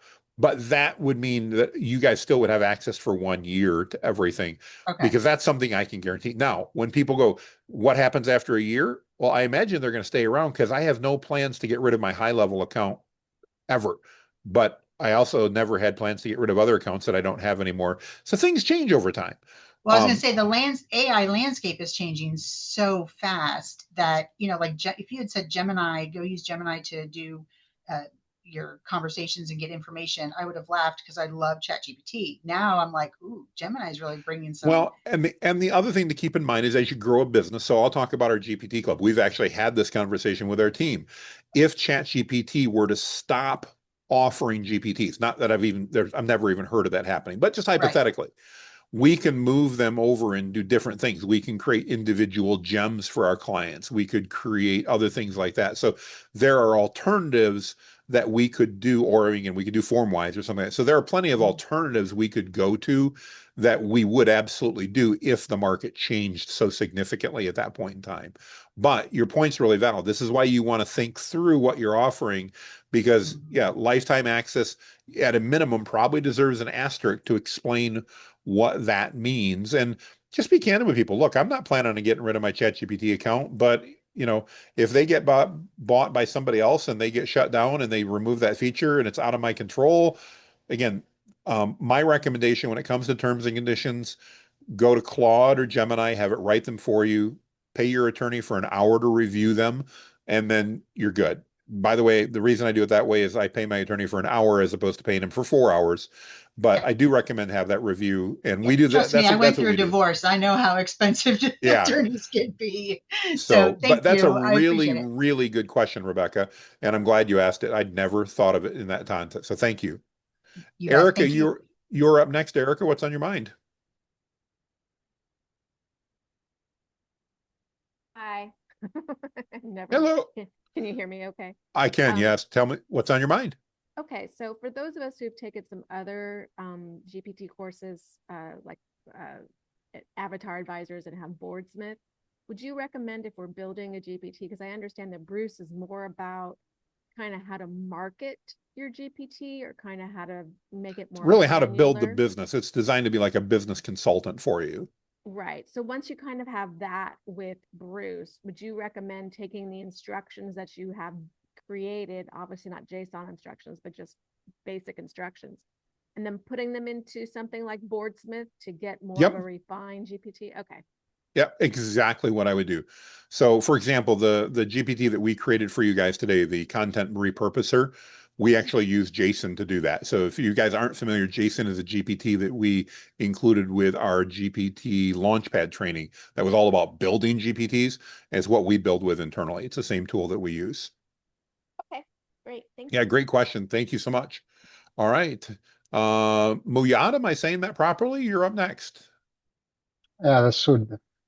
Hello. Hello. Thank you. I have a question over as the GHL community. If I wanted to, because I'm in the Arab community Yep. with the Timur, and they're struggling with the English information because Yes. the most of them don't speak English or can good reading. So if I want to grab the help library from the Mhm. GHL to custom GPT and make sort of trainings files and the all information everyone needs to know. The simple for to find the Mhm. all information. How can I download the files from GHL and bring it to the custom GPT? Well, Is without there knowing exactly how GHL has them set up, I'm not exactly sure how you could download them. But I think you've stumbled on something that I think is a great business opportunity, and that is imagine taking either for companies that like GHL or anybody else and creating a resource that would automatically translate that. So you can feed the English instructions or documentation into ChatGPT, and then it can translate that into Spanish or Arabic or any other language that you want at that point in time, and it can do that in real time. So that would be, that could be an entire suite of GPTs for a particular company. As far as how to get that data, you'd have to check. Most companies, most, not all, but have PDF documents of their documentation that you would be able to download and upload as training data. Mhm. Yeah, this the way is better than to download to use the health file from of the GHL. Instead of you mean that translate, make the translate the topics, translate into the. I wouldn't translate it as I put it in. I would actually give the English files to ChatGPT and then let ChatGPT translate it for your Arabic user. So while they were using it in Arabic, they could just ask it to respond in Arabic instead of responding in English. It could then read the documentation file and then it could respond in Arabic back to that user. So do you mean that the results from the translation is going to be better or I've not tried it, but I would assume that it would be better again to feed the English documentation to ChatGPT and let ChatGPT translate the answer as opposed to trying to have ChatGPT translate the training data. Because it also will be hard if GHL updates their training documentation, you don't want to have to go through and retranslate everything again. You want to be able to just replace those English files and have ChatGPT translate on the fly for your user. So I would make a new step again. Yeah, because literally at that point you can just delete the old training data file, upload the new training data file, and resave your GPT, and you'd be ready to go. So if we knew that today GHL had released a new documentation set, all we have to do is remove the old, upload the new, and everything else would stay the same and be functional for us. That would also work if you had team members in different countries. So maybe some of your team members spoke Arabic, some spoke, Spanish, and some spoke, Italian. It could translate into any of those from that English documentation. Yeah. Great question. Thank you very much. I appreciate that. Thank you very much. I love that idea, by the way. I really think that could be a tremendous business idea. Hi, Simran. How are you today? What is on your mind? Good. I think most of my questions have already been answered. I love it when that happens. Yes. and I was not paying too much attention to come up with new ones. That's okay. We can come back later if you want. That's not a problem. Should we come back to you a little bit later? Sure. All right. Sounds good. Thank you, Simran. Good to see you, by the way. Awesome. All right, Kimberly, you are next. What's on your mind, Kimberly?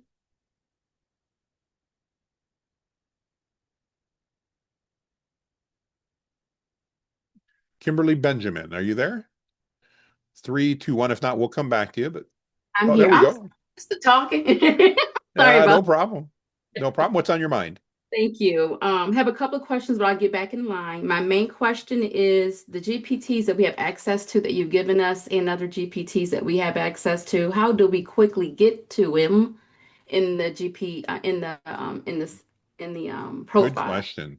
Thank you. Yeah, so one of my biggest issues at all, that's the wrong screen. Hang on, you guys don't need to see my schedule. Not that it's a problem, but nobody probably I don't even want to see my schedule. Hang on here a minute. Let's get the right comment window. There we go. So one of the downsides to ChatGPT is that when we go, it somewhat, not totally, but somewhat randomly seems to share data over here on the left-hand menu. And you can see I'm pretty much maxed out right now. I might be able to add one more, but it bases this on more or less what you've been using, but not totally. So some of mine drop off occasionally and everything else. It just happened to me today, for example, that I needed to use one that I use almost every day that writes prompts for me based on my perfect prompting framework. If you look here, it is not here again. It's fallen off for whatever reason. I have told it multiple times, you can go into any GPT and you can click on these 3 dots and say either hide from sidebar or keep in sidebar. So if I load this, when I down here, this would say keep in sidebar if it didn't say hide. Here's the problem. You can't control that. I literally added in my proposal GPT or my prompt GPT about 2 hours ago and it's gone again. So the only thing you can really rely on is to bookmark them. So what I do is either create a list. I have a Google Sheet that I put them in, but I also bookmark them in my browser itself. So I actually go into my browser and I bookmark that directly, if that makes sense. It does. Thank you. Yeah. I was struggling today, and I'm glad to know that I'm not alone. So thank you. It is not you. I can assure you of that. It is, one of those features I wish they would add from a usability. It would make things so much easier. So, yeah, great question. All right, so Bill's got a new laptop, or got a new laptop at some point, because I see Bill's new laptop is next. What's Yes, on your mind, Bill? Jonathan, thank you. Another great session. This is the Bill that you've been talking to for a while. Yeah, no, I Based recognize on your voice. your You're good.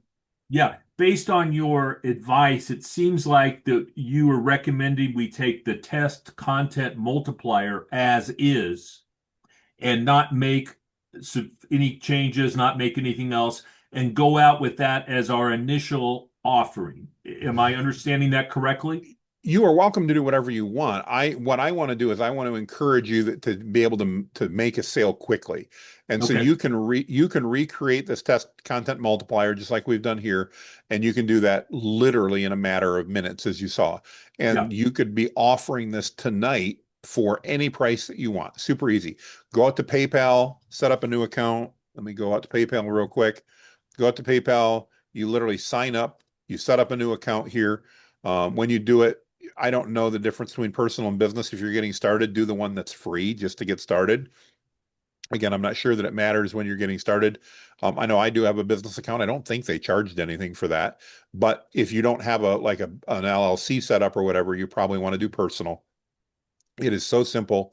You literally fill out your email and some information, and you're done and ready to go. Take that, run with it, and then sell it. Now, if you want to make changes to it, you absolutely can. Again, keep in mind, this is your business. You now have the rights to do with what you want it to this. So you can come in to edit this GPT, and you can make any changes to it that you want. Let's say that you don't care about French whatsoever, or maybe you don't mind French, but you need to add another language in, and I don't know another language, but we'll just say another language. You literally type it in there. You've got an extra button, and you would come back up into your custom instructions and say, if the user types another language, pick one at random, but not English. There we go. So we could have a little fun with that. And we'll update this one. Now, again, this is not the link I sent to you. This is my test one. So this is like the one that you'd create. But now if I use this, oops, I clicked too quickly. Sorry about that.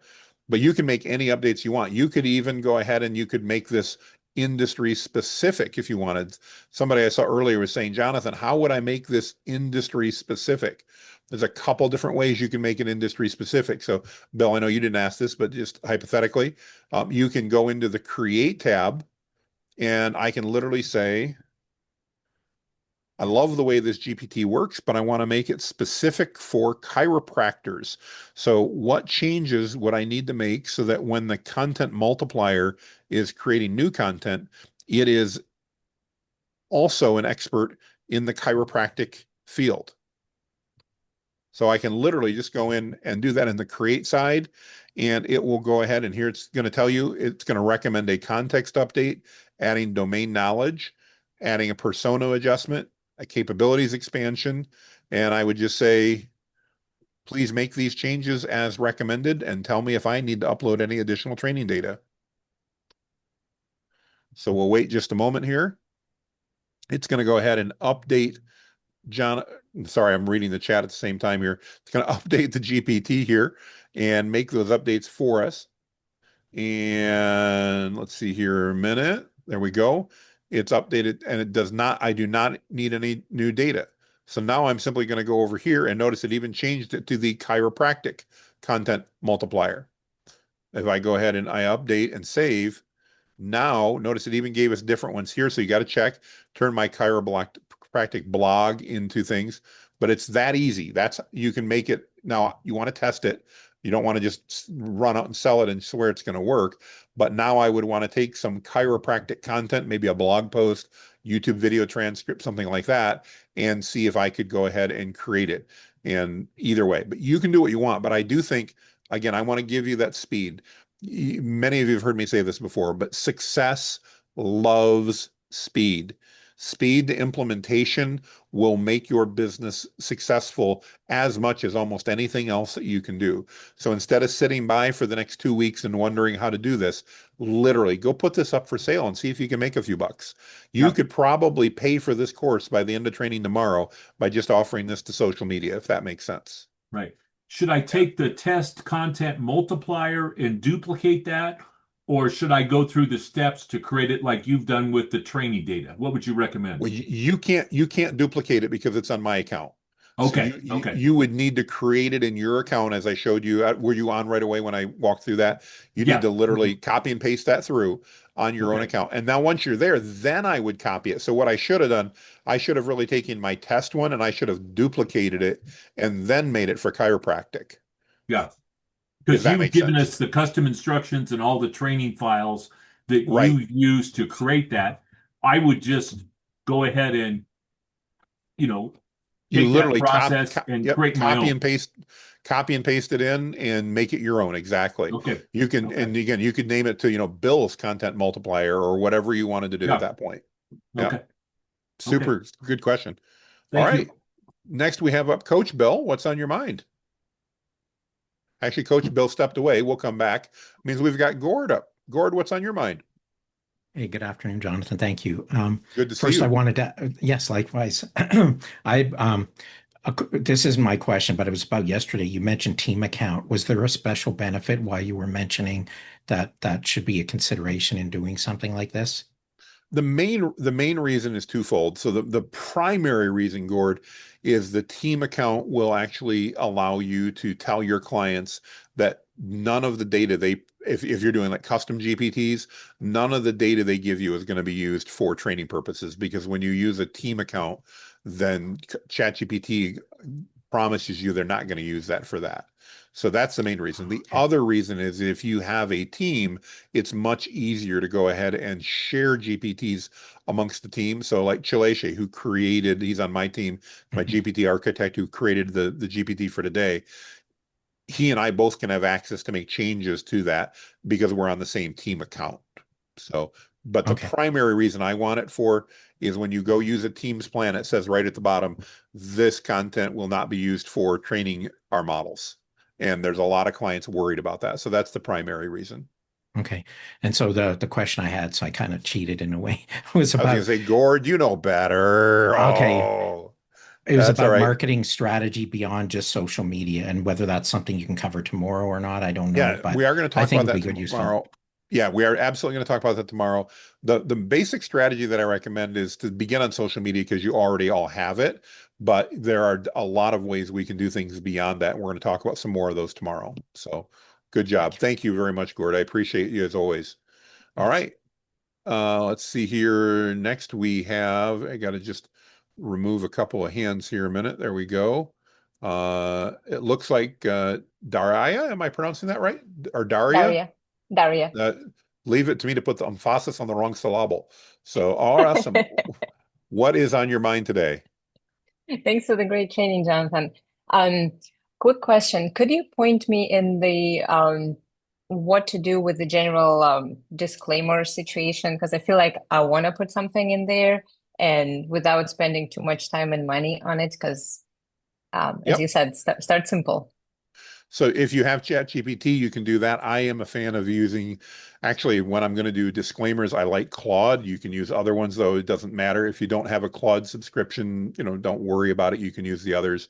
But here's what I'm going to do. I'm going to describe this. So let's act like we're doing the content multiplier here. All right. We'll have it. Now, keep in mind, very big, my hat today should say I'm not an attorney. This is not legal advice, but this is what I would do to get started.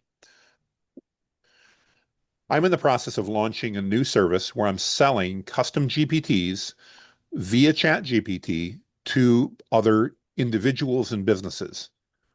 When they buy access to a GPT that I've created, they will get a link to the GPT inside of ChatGPT, and all they need in order to access that is a free ChatGPT account. I believe that I probably need to set up some disclaimers and terms and conditions as I sell this, specifically to cover the fact that the GPT is being offered as is that I am not responsible for any of the advice that is provided by it. In other words, they need to think about and review it, not just trust it. This is AI after all. I also want to make sure that we talk about the fact that I am not liable in the event that ChatGPT has any technology or platform issues. I'm going to keep the GPT available. I'm going to keep my account active so that that GPT is available, but my liability limitation is to do that. It is not to ensure that ChatGPT or any other third parties keep their process running. Based on this and anything else that you think I should add, please draft for me a terms and conditions that I would include on my sales landing page. And I know everybody's going to ask, so we're going to take this and Thank paste you. this in the chat. Yes. Prompt for draft T&C. Oh, and it's too long. Okay. I'll put it in the Google Doc. So while it's thinking, let's go over to the Google Doc. And under replay and resources, we'll add a new one here. Prompt for draft terms and conditions. Please note this is not legal advice. That's my own little disclaimer. Mm-hmm. Just so that nobody comes back and says, hey, you said. All right, so we'll go ahead and get rid of that. We'll put that up in the header. And we'll add my little line that I love to add in there just for formatting purposes. There we go. And let's rename that one real quick while Claude's thinking. Draft T&C prompt. And I'm going to just drag that underneath our replay and resources so that you guys can see it there. That's why I love the Google Docs, by the way. It's so easy to add stuff in and it should be right there. Let's go back to Claude. All right. So John, here we go. maybe Yeah, put somebody. in there that it would work best in Claude because people may not realize it when they are They going can back. it'll be pretty similar. Let me do it in Gemini too. I'll just show you. It'll still do a good job. And even ChatGPT, we'll run it in all three of them real quick. So oops. So there we go. It's going to be very similar. I just have a personal preference for it in Claude. I don't think it's going to matter a lot. But let's just see what we do. So terms and conditions, by purchasing access to our custom GPT services, you customer agree to be bound by these terms. We provide custom-built GPT models accessible through OpenAI's ChatGPT platform. Upon purchase, you'll receive a direct link to access that through your ChatGPT account. What require you need an account.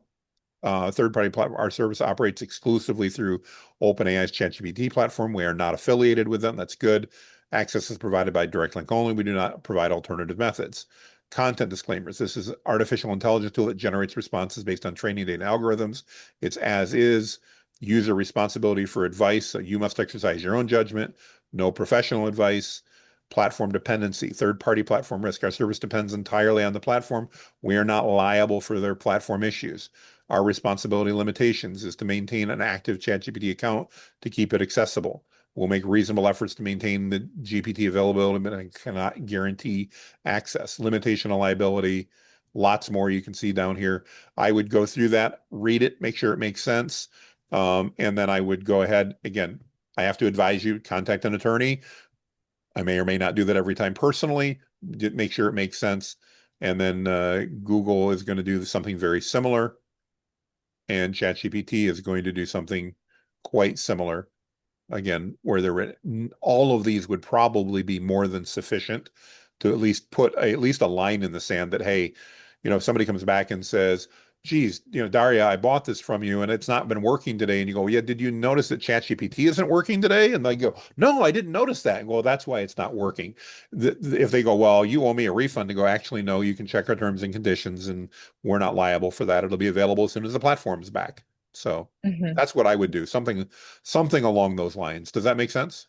Yeah, this is super helpful. Thank you very, very much. Absolutely. Absolutely. Glad you guys asked.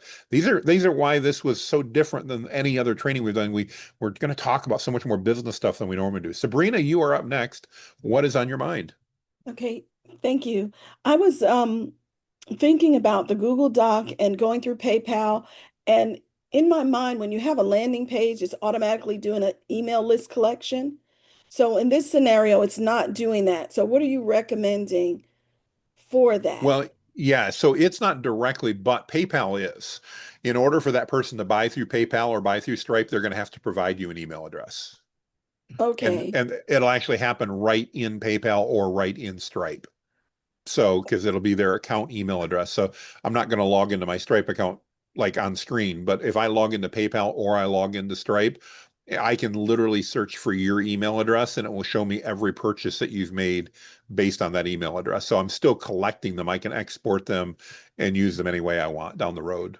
So do you know is there an ability in Google Docs to insert a Google form that they could fill out there? And then if they could fill out a Google form there, then everything could be automatically delivered to them too. I'm just Well, curious. let's find out. I don't know if that would work. So my favorite answer machine is Why do you Perplexity. want to put a form inside a Google Doc instead of just using the Google form? Because itself? if they fill out a Google form, I can Mhm. set it up so that a Google Sheet will be generated, and from that Mhm. Google Sheet, you can I don't know I set it up I get where you're automatically going with it. send. Yeah. Well, I'm just saying because if you create a Google form, there is a way to send an email from It just config, because of right? time, I'm gonna jump in just due to Okay. time. All right. You can't do it anyway, so it doesn't Okay. matter. Thank you. So yeah, you could now you could put a link to a Google form, and maybe this would solve your problem that you're looking for. Your call to action could be a link to the Google form. And when they fill the form out, it could then handle everything else. And the next step could be to go to make payment or whatever.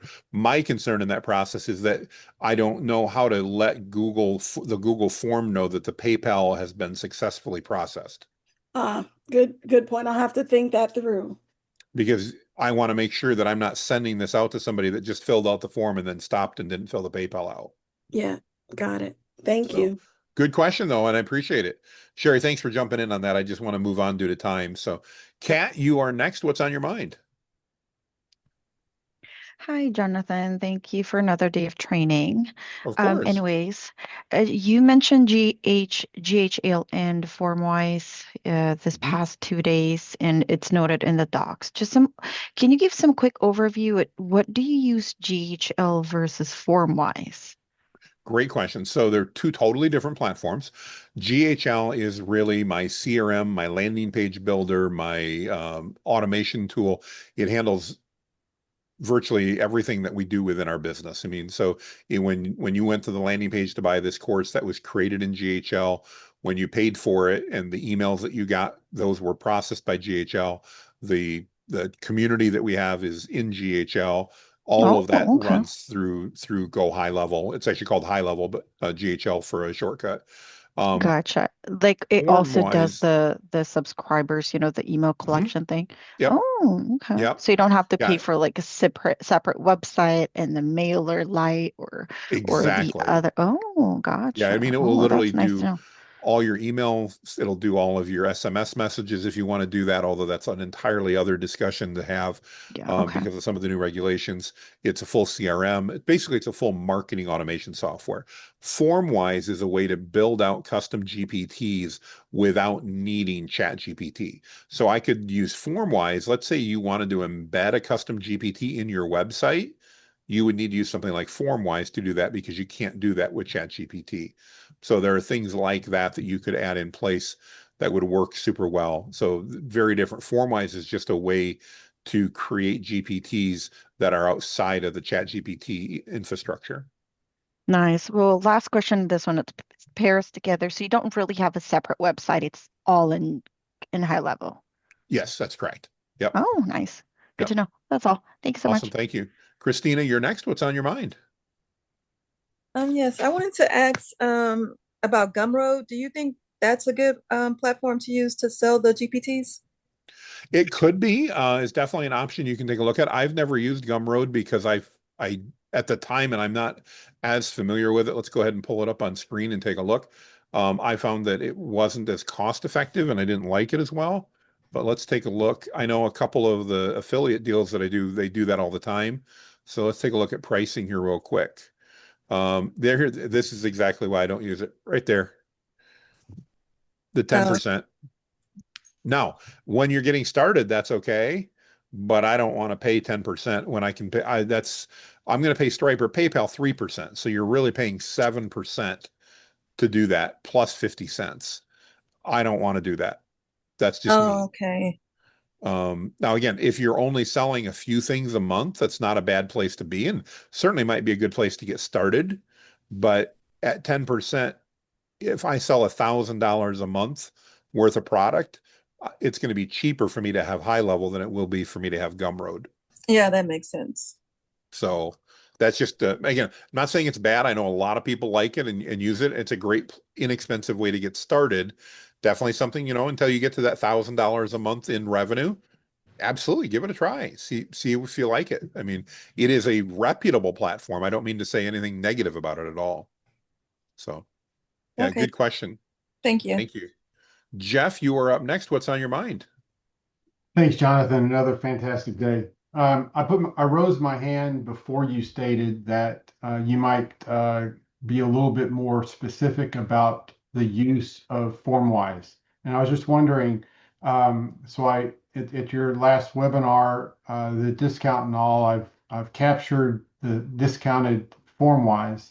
And why specifically, I really like what you've had to say today about monetizing your GPTs and your costs for doing so. Where would I use specifically FormWise if it's Good question. So a couple areas that I think FormWise really excels in. One is what they originally started doing is the ability to have a form and then have prompts run on what's given in that form. So you can set up a form in FormWise and you could charge for that. It could be, whatever. But the example I always use is like an onboarding form. If you're onboarding a new client and you want them to enter their website and then you need the AI to analyze the website and ask them follow-up questions in 3 categories, you can do that right through FormWise. In that case, it's a great and inexpensive way to do that because they're not going to be running that thousands of times. The customer is going to go through that once and maybe it costs me $1 every time they do so.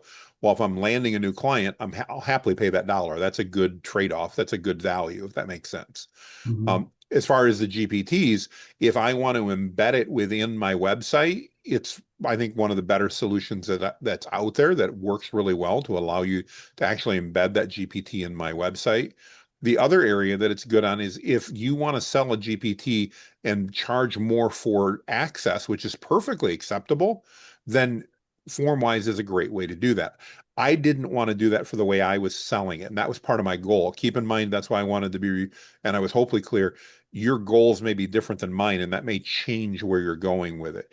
If I was going to do something that was either much higher priced, was going to have less usage, and or that I wanted to provide a more customized user experience for, then I want to use FormWise because I have a lot more capabilities there than I do within ChatGPT. In ChatGPT, I'm literally sending somebody to ChatGPT. They're not on my website. They're not going to see my branding, everything. It's a totally separate experience as opposed to FormWise where I can customize the colors, the looks, the layout. I can embed it in any web page. So there's a lot of reasons to use FormWise.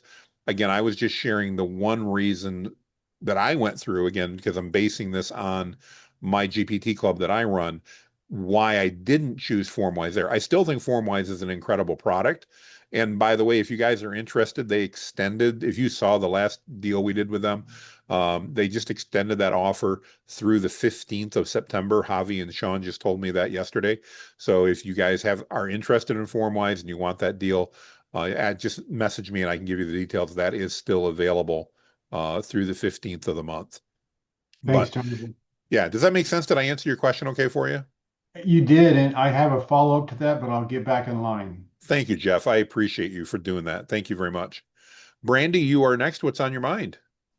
So I wanted to ask, I work with special education teachers and special education students, and schools are using Gemini. So we would have Yes. to book gyms.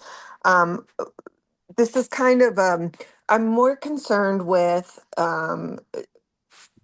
how do we make the information secure besides like blacking out student information.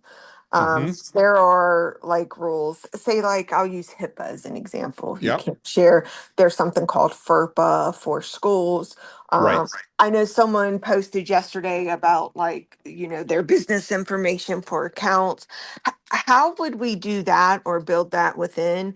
You even stated earlier, like you could do for the companies, the businesses, making their information a chat GPT based on their company, not just the Right. Not just the industry. industry. Right. Yep. Yeah. So what could we do with that, not just in chat, but also in Gemini, because that's the one the schools are going to. And how do we make the chats safe? And what I mean by safe, there was also the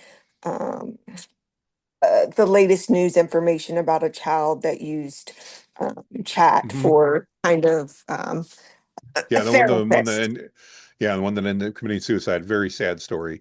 Correct. So yeah, there is no way to make them safe. Okay. That's my perspective. There will be people that disagree with me. These are tools that are programmed by human beings. I saw a great comic that came up today, and it was basically a user going, "Why do you give me wrong information?" It was the user talking to ChatGPT, and ChatGPT's response is, "You trained me." Yeah. Ah, True, yes, true. that's true. So, gems, you can absolutely do gems. It's not a problem, but there is a couple of issues that you run into. Let's see, it's giving me some fits here if I can actually get it to work properly. I don't, gems are great. Again, the sidebar is giving me some fits and we may not be able to do it. The reason I don't use gems, they're almost identical to custom GPTs. They will do, you can build them out the same way. You could, for example, you could take our, let's see here if I can find it here. Where is our text content multiplier? You can take those custom instructions and the training data, and assuming I could get gems to pop up here, you could make it work and you could create that as a gem. It's not a problem. Super easy, same thing. But gems are not shareable in the same way. So you can't share gems publicly with as many people. Oh, it just popped up there. There we go. So let's go ahead and take a look at gems. And let's create a new gem real quick. So again, I could name this the same way that we had here. I could name it my text content, my multiplier. I could give it my custom instructions. And then this is knowledge. I would just upload those knowledge files right here. So all super easy to do and very similar, as you can see, for the way that we did everything else. Once I'm in those, so here's a version of mine that I've got. Here's where it gets more difficult. I can't share this easily. There is no ability for me to go in and say, all right, I want to share this with you. I've created this. How can I share this? And that's where we end up with a problem. There's no way I can click on my account. I can click over here. There is no ability that I can see. I can pin it and edit it, but I can't share it. So if you created that for a school, only that user would be able to use it at that point. Okay. And where would you make the content safe to be able to hit the FERPA? Would that be like the knowledge files, or is that something that is still not fully able to do to? Well, the best thing you can do is just make sure you're not uploading something called personally identifiable information. Okay. But it's going to require a manual redaction essentially of any personally identifiable information along the way. Okay. Perfect. Thank you. Thank you. All right. MH, you are up next, I believe. I apologize. Was that just Brandy that we were talking to? I want to make sure I get the hand lowered. Was that right? Yes. Brandy? Okay. Sorry about that. I'm bad with names. Oh, thank you. MH, you're up next. What's on your mind? Hello, how you doing? Good to talk to you again. What can we Yes, do for you? yes. So my question is, earlier in the conversation, you said that all your GPTs are dynamic. So my question with that is there anything that we have to do to make them dynamic? And does that have anything to do with invite only versus anyone with the link? Doesn't have anything to do with the link. No, that doesn't make it a difference at all. What we do is ChatGPT tends to be dynamic by nature. It's easier to make it dynamic than it is to make it static. But what we don't do is I normally don't give it a list of say, ask these 10 questions. I will say, here are 10 questions. I want you to ask these or versions of these questions that best fit the user's response. Okay. Does that make sense? Mm-hmm. So I'm not just saying ask these 10 questions, which by the way, it may or may not follow. ChatGPT is like an ornery employee sometimes. I mean, I love it overall, don't get me wrong, but Yeah. it doesn't always listen. As opposed to, again, if I go forward and I say, all right, here's another way that we can do this. Let's be dynamic. Here's a pool of questions that I think would be relevant. I want you to dynamically update these as needed to best fit the user. Okay, so you're including that language. Yep, we include that last part exactly. Oh, so you said dynamically update. Dynamically update, or I'd have to look and ask Chalacia exactly what we're typing in nowadays. But basically, we just instructed that we're giving you recommended questions, but we're encouraging you as an AI to take Mm-hmm. liberties with that and ask related versions if needed in order to best fit the user's needs. Okay. And then you said that didn't have nothing to do with the. Nope, doesn't matter how you share it. Okay, so what's the difference between like invite only versus link? If I go to invite only, I have to put your email address in. So if I put your email address in, would you have access to that? Gotcha. Yeah. Which again, Ooh. if you were only going to do a one-off GPT, like a custom GPT, you could limit it then to people within their organization and put 3 email addresses in. But it'd have to be the same email that they use for their OpenAI account or their ChatGPT account, and it would be a lot more work for you ultimately. Like manually. Exactly. It has to But be if done there was manually. like that high paying customer that you were talking about that Might be wanted a worth it. very specific suite, Yep. for example, that might be a Yep. better option than like putting it in FormWise. Right. I mean, yes and no. I mean, it would certainly stop them from sharing it at that point because only the people with that email address could use it. So that would help out in that respect. Okay. Yeah. Okay. Good question. I got you. Okay. Thank you. Thank you, sir. Carrie, you're up next. What's on your mind? Hi, Jonathan. Thanks for Hello. the um, explanation about how you would clone and then disable previous GPTs in Absolutely. order to get paid. That solution, I'm not loving it. Okay. I could use it. I've also gone down the Formwise pickaxe route. I'm not loving those either. So I am interested in the password protection business. Is that something that you're going to cover tomorrow? If Dale's on, I'm going to let him cover it because Dale is the one who developed it, and so he knows a lot more about it than I do. It is relatively simple. It's a set of instructions that you add, and I will share it in the group. Dale has given me the document to share. We've licensed it from him for this training, so we'll go ahead and put that in the group. It's basically a set of instructions that you include that has a password in the instructions, and you can update that password at any point in time. So it's relatively easy to use. It's not difficult. It's just adding another level of possible user frustration, which is why I don't use it like in our Yeah. GPT club. Yeah. Just because I don't want people to constantly have to enter a password every time they want to do that. Yeah. Personal choice again. If that you don't think your audience would care, there's nothing wrong with doing that. Yeah. So that's like I'd give them a code and they'd put in a special code every time they try and use it. Yeah, now keep in mind it's one code for that GPT, so all of your users would have the same code. Yeah. Okay. Yeah. So the All other right. thing you can do if you want to get more complex, but again, now and we didn't talk about this, but you can use custom actions in a GPT to go out and reference like a spreadsheet and see if somebody is an active member. And that's Yeah. perfectly fine. But again, the problem is with costs if you're going to scale. If you're only doing 100 users, not a big deal. But when I was hoping to do 10,000 users that would be using it hundreds of times a day, Sherry and I actually went through and calculated it, and I don't remember the exact cost, but it was akin to the API costs that we'd be paying just to have the the N8N or the Zapier automation go out and do that checking Right. via that. So Exactly. yeah.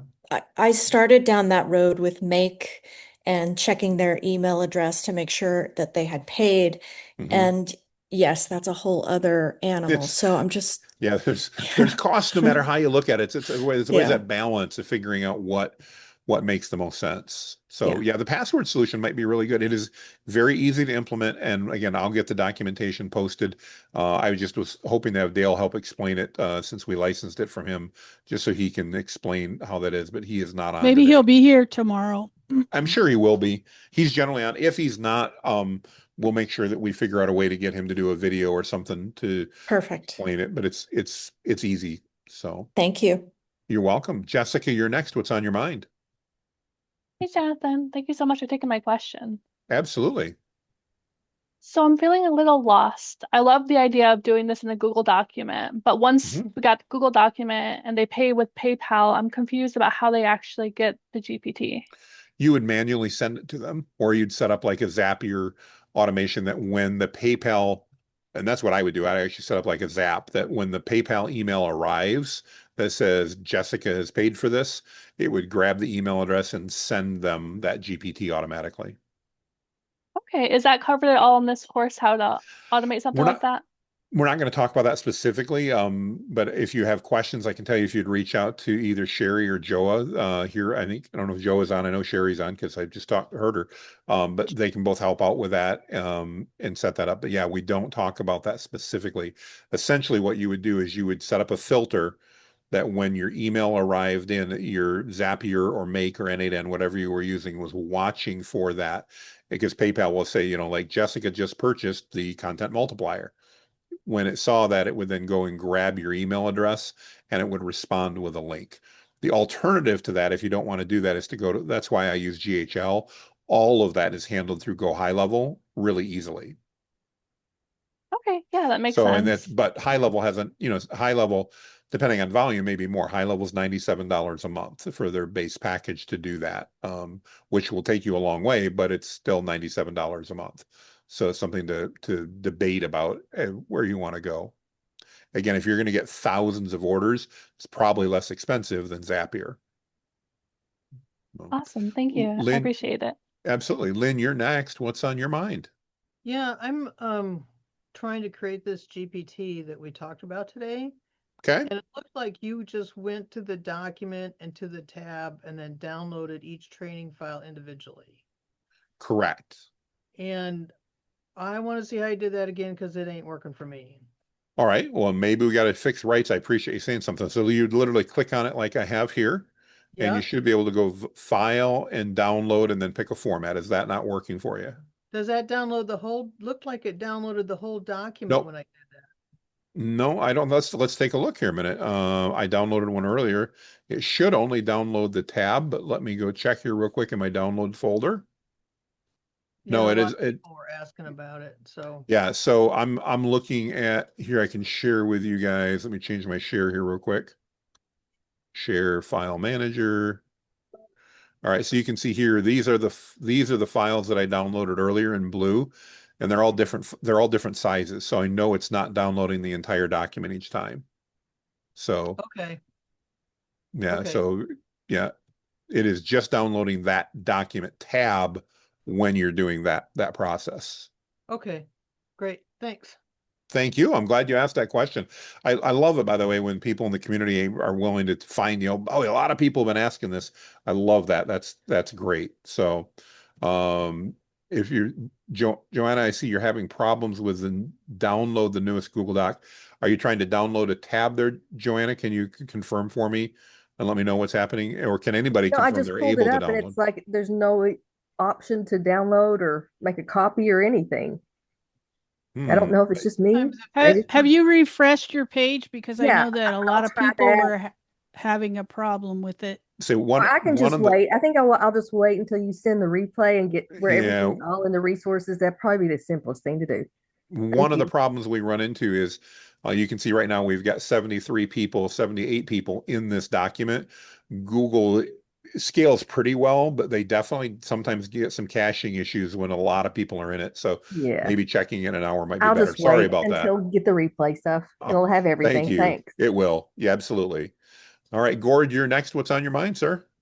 Hi, Jonathan. So my question now is about, suppose you have a suite of GPTs, short of giving the individual links away, and I know FormWise allows you to put a tool set together, Yep. but if you don't have a solution like that, would you recommend how to make a UI or an app front end that will like coordinate yeah. your suite together? I never thought of that. That'd be great. Yeah, I would actually go to Perplexity Labs or over to Manus, and you could probably use a ChatGPT agent. I'm just not as big a fan of those. And basically say, I need to create a web interface to give access to these URLs. I need the buttons and everything in place. And yeah, Manus and or Perplexity Labs would both create that for you in probably about 5 minutes. Nice. So it's Then just you like a landing page with buttons to your Yeah, GPTs in you could essence. literally now if you have high level, you could go create that landing page and just send them a link to it. Or if you've got a WordPress website, you could do the same thing. You could just create a like a password protected page or something like that that Google wasn't going to index. Key is if you do that, make sure you've got it set to no index so that Google's not going to go out there and find that and then provide those links to somebody. So, but yeah, that would work just fine. Thank Good you. question. That was it. Thank Yeah. you. I love the way you think of that stuff. That's fantastic. Charles, you're up next. What's on your mind? Hey, what's up, Jonathan? How's it going, man? Bless beyond measure. What can we do for you, sir? Good. So I created a custom GPT a few weeks ago. Well, let me back up. I own a promotional products company. Okay. I created a custom GPT that I can send to other businesses. So you would open it up and say, I got an event coming up next week. These are the amount of people. This is my budget. These are the type of promo products or custom swag that I can get, right? As Oh, I love it. options. The problem was it was pulling data from Google and the internet. And I might not carry all those products. I may have different pricing, whatever. So I had an idea. I'm like, well, let me just connect directly to my website, right? And after about 15 hours of working, I kind of gave up. And I posted this in the Facebook group, but I wanted to get your opinion on it. Maybe you have some additional suggestions because I don't want to pull random data from Google when I have a website that provides that exact data. So to sum it up, and this might help other people out as well, it could be an upsell. I can not only sell the a custom prompt, but I can upsell it directly to my website. So a couple things as far as keeping data right, if I'm understanding, and bear with me if I'm not, if you're not using data, you can try to give it the command that you're only to use the training data, you're never to use any data. The other thing you could do is you could turn off the search functionality. That may help do that if you turn off the search functionality within the custom GPT. The third option, and one I would consider, is going to Google Notebook LM instead. If you would create that as a notebook inside a Google Notebook LM, you can provide that notebook to anybody. They can use it for free, but it will only use the data that you've uploaded. It won't go outside of that data. So keep in mind, this data is pulling from 3,000 different suppliers. So every day there's different pricing, different inventory. And it's a co-branded website that I use, and I have full access to the API. But after 15 hours, I still kept running into error after error, trying to structure my data properly. So when you say I got an event next week, I need a custom hat and a custom hoodie, it's going to give you options, price ranges, setup fees, etc. Yeah, so if you've got API access and you've got that, it's possible. It's definitely beyond the scope of what we're covering here as far as dealing with, and it's beyond my capabilities to do. What it sounds like you're really looking for is a RAG database where you'd take all of that data, it would get updated on a regular basis, and you can do that through ChatGPT, but it's definitely a more advanced feature and one that I would scream uncle on. Sherry, do you work with databases like that at all? See if Sherry would be my Sorry, go-to. I was in the That's chat. okay. So which date? If somebody needed to create a RAG database and a custom, is that something you could help with? Yeah.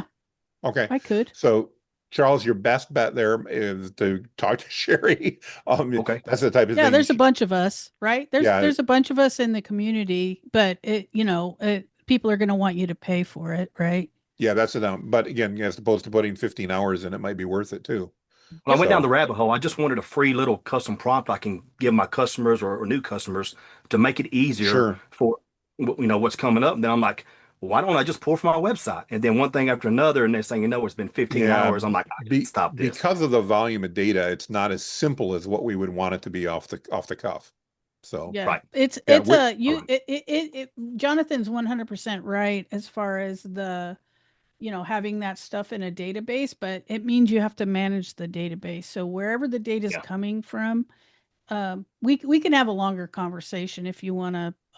If Jonathan will allow it, I'll put my half Oh yeah, you can hour. put, yeah, go ahead. My You can do link that. in for a half an hour consult if Yeah. you want to do that, Charles. Okay. I Sherry, appreciate that. you do enough. I don't have any problem with that. Charles, thank you. Very good question. Thank you, guys. All right. All right, thank you. All right, so guys, as we're wrapping up here, we're not gonna get everybody in. I see we've got 4 of you left. I apologize. I do have a hard stop at the bottom of the hour. What I'd like to ask that you guys do, Patricia and Tiffany and Deb and Paul, if you would put your questions in the chat or post them in the group, I'll make sure that I take some time and try to get those answered for you. Tomorrow, just as a reminder for everybody, tomorrow we are starting again at 4 o'clock Eastern. That's an hour and a half after we started today, just so that everybody knows about that happening tomorrow as we kick things off and go from there. And then I'll have a little bit more flexibility if we need to see what's going. Oh, on top of that, we're going to be talking about advertising tomorrow. And I forgot, Jason and Eve are going to join us for Q&A. If you guys are familiar with Jason and Eve, they handle all my ad stuff. So if you guys want to discuss ads or whatever, they're going to join us in to answer any questions that you guys may have about ads. If you have any, you don't have to, but if you do, those will come up. Guys, thank you so much for your time today. It's been an absolute pleasure. I appreciate each and every one of you. We will see you tomorrow, 4 o'clock Eastern. Tomorrow, same Zoom link. Thanks, everybody. Bye-bye.